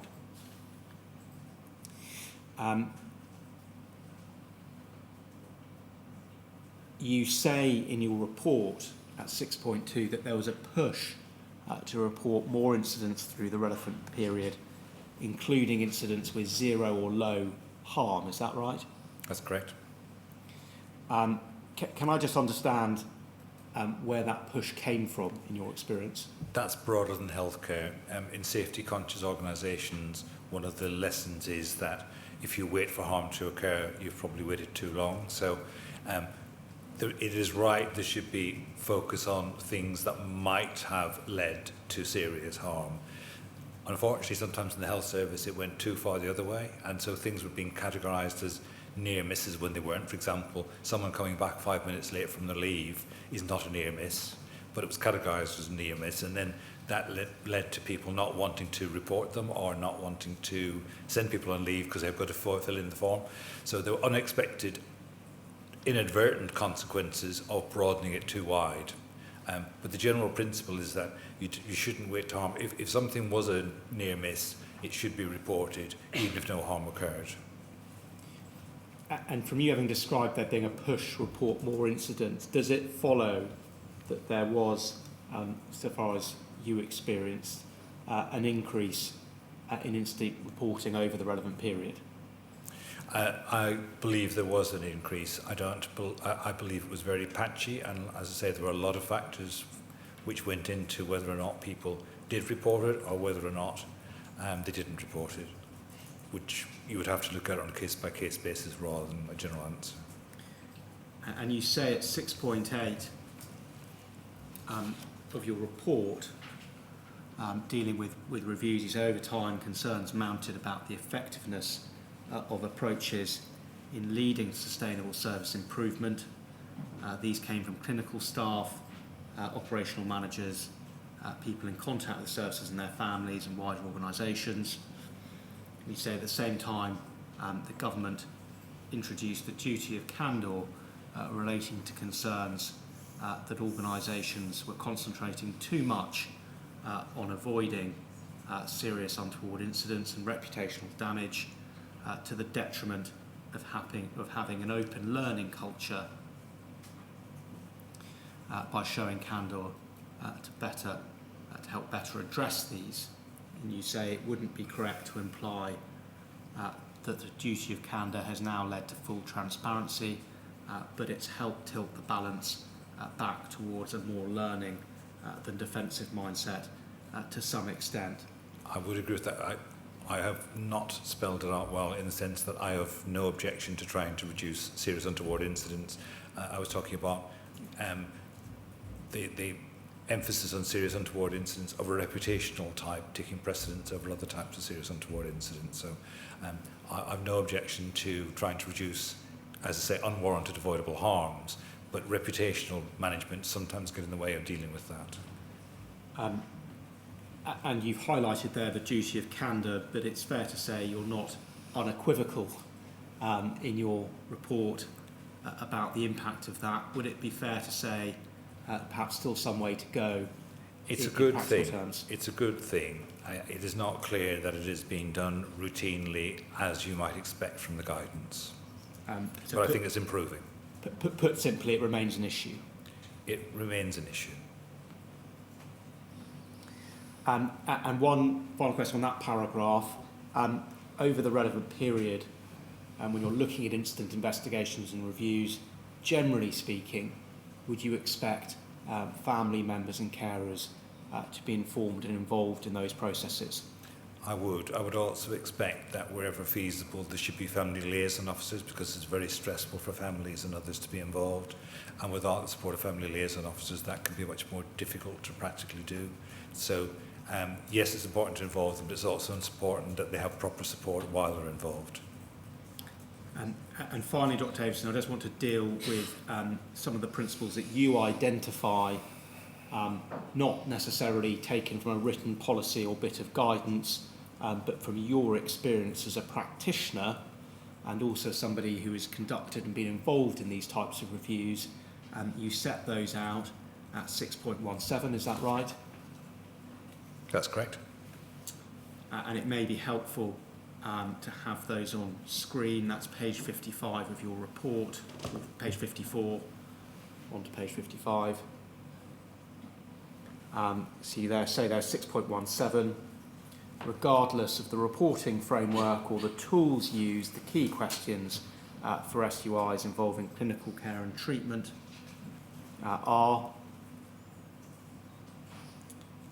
was the care and treatment plan in place reasonable and deliverable to maximise benefits and prevent or reduce unwarranted harm, unwarranted avoidable harms or not, and if not, why not? Yes.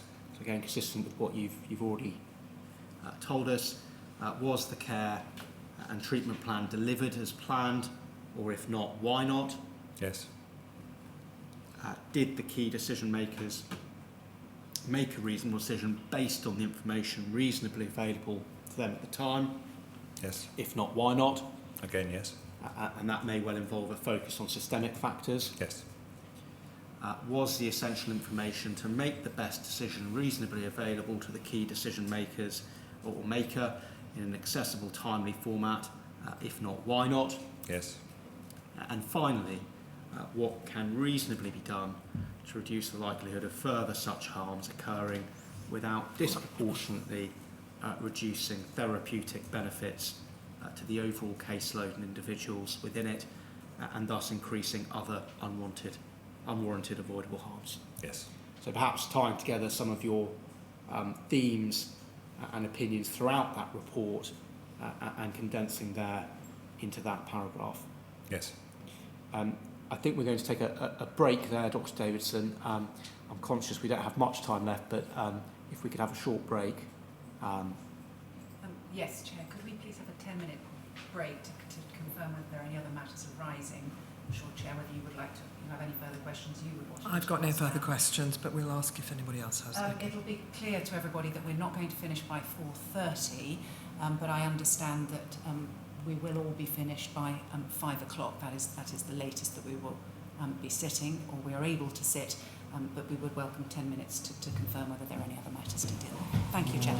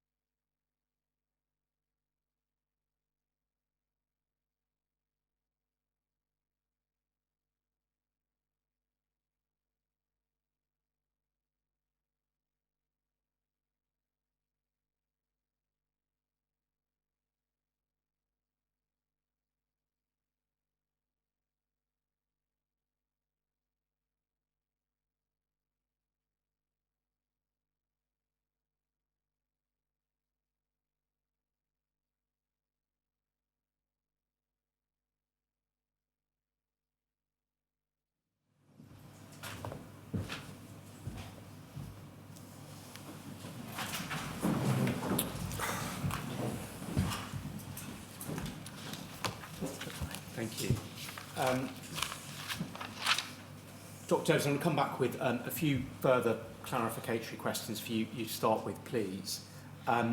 You gave, during your evidence, the example of self-harm and cutting. Yes. And can I just put that evidence into a broader perspective by dealing with some of the other evidence in respect of that which is available? Would you agree that on that particular issue there is also evidence to show that there is a risk of suicide amongst those who self-harm, and that the evidence suggests it's greater in those who self-harm than the general population? It's greater in those who have to manage intense emotions of all types. That's why it's greater in those who smoke more, drink more, use more drugs. So what it's telling you is the person's in an emotionally distressed state. Simply blocking that behaviour does not of itself address the emotionally distressed state. And in fact, if you take away a coping strategy, you can make the distressed state much worse. So it's not an either or. No, I understand that, but no dispute that certainly you've said amongst other self-harming behaviours, but it is also an indicator of an increased risk. It's absolutely. Just a question on the NICE guidance for you, Miss Nelligan. We had up on screen earlier, and it might help to have it up again now, the NICE guidance on service user experience. If we could just have that up on screen.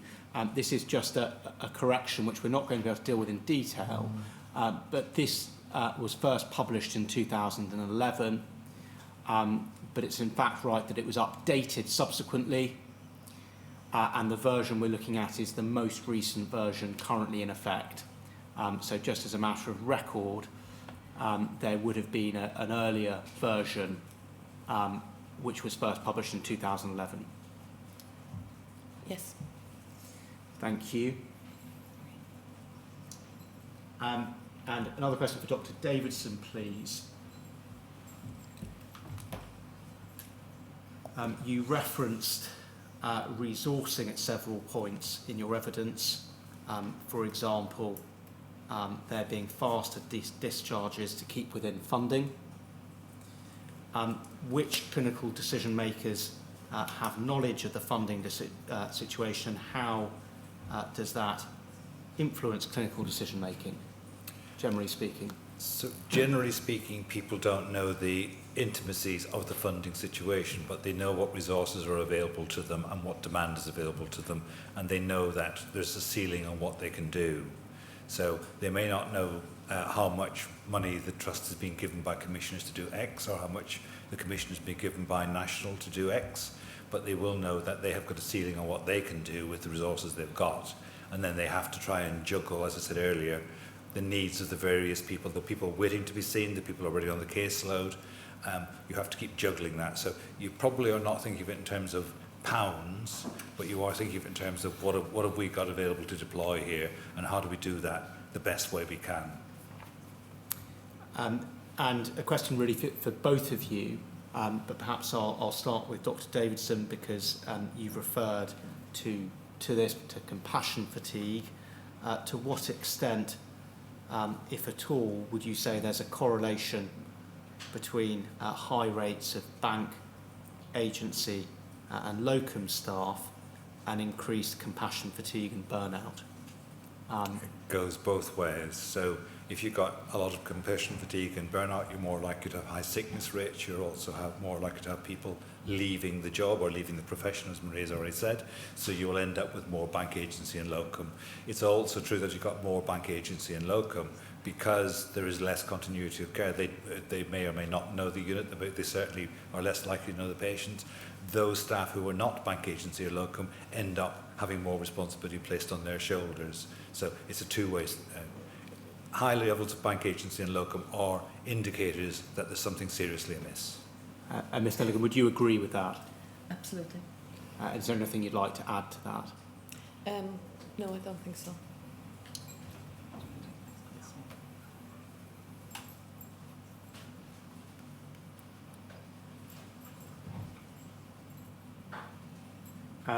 This is a question for you, Dr. Davidson.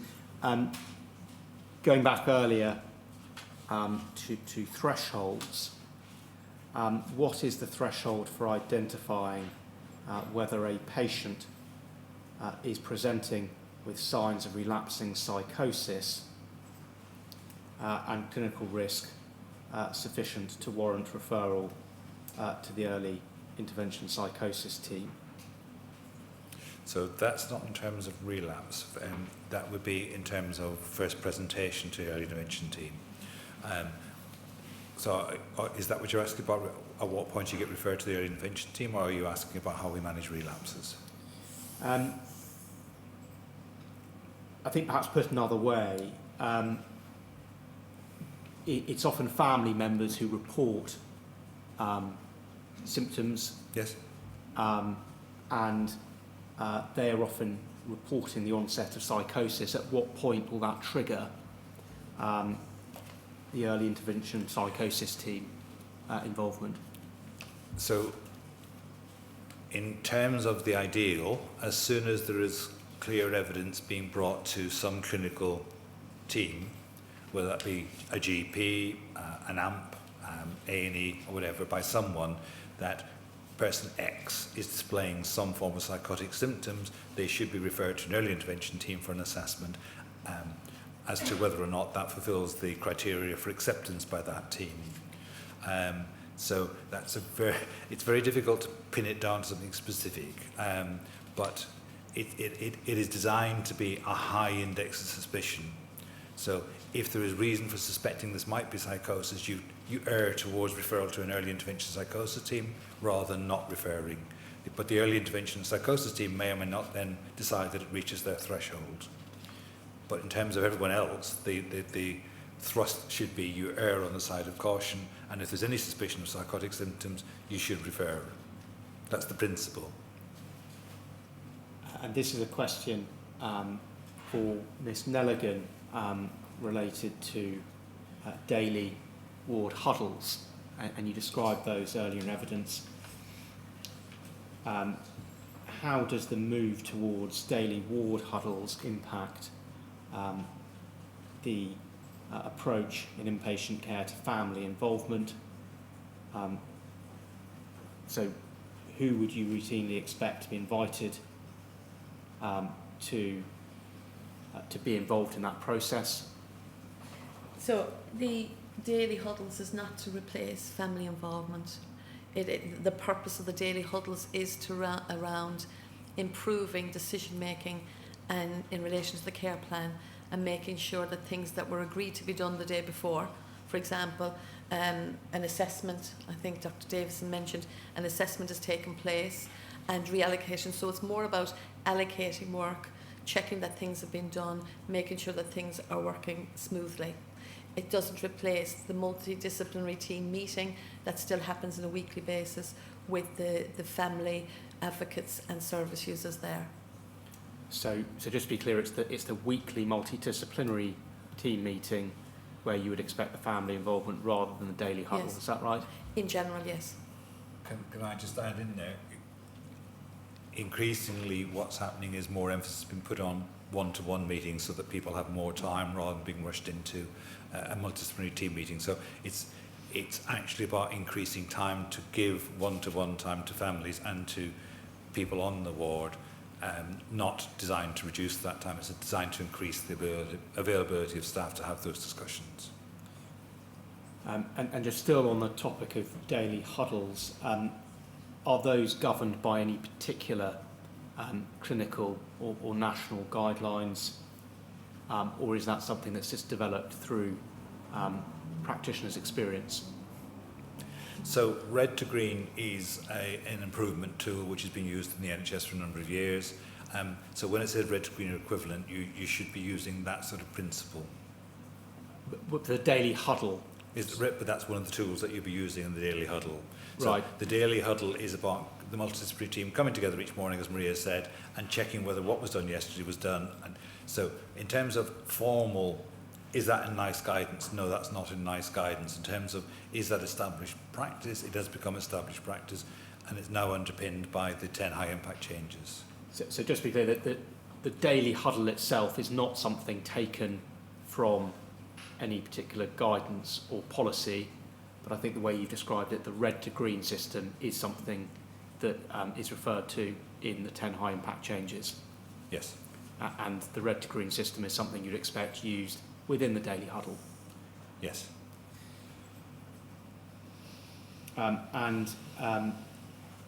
Just one final question for Ms Nelligan.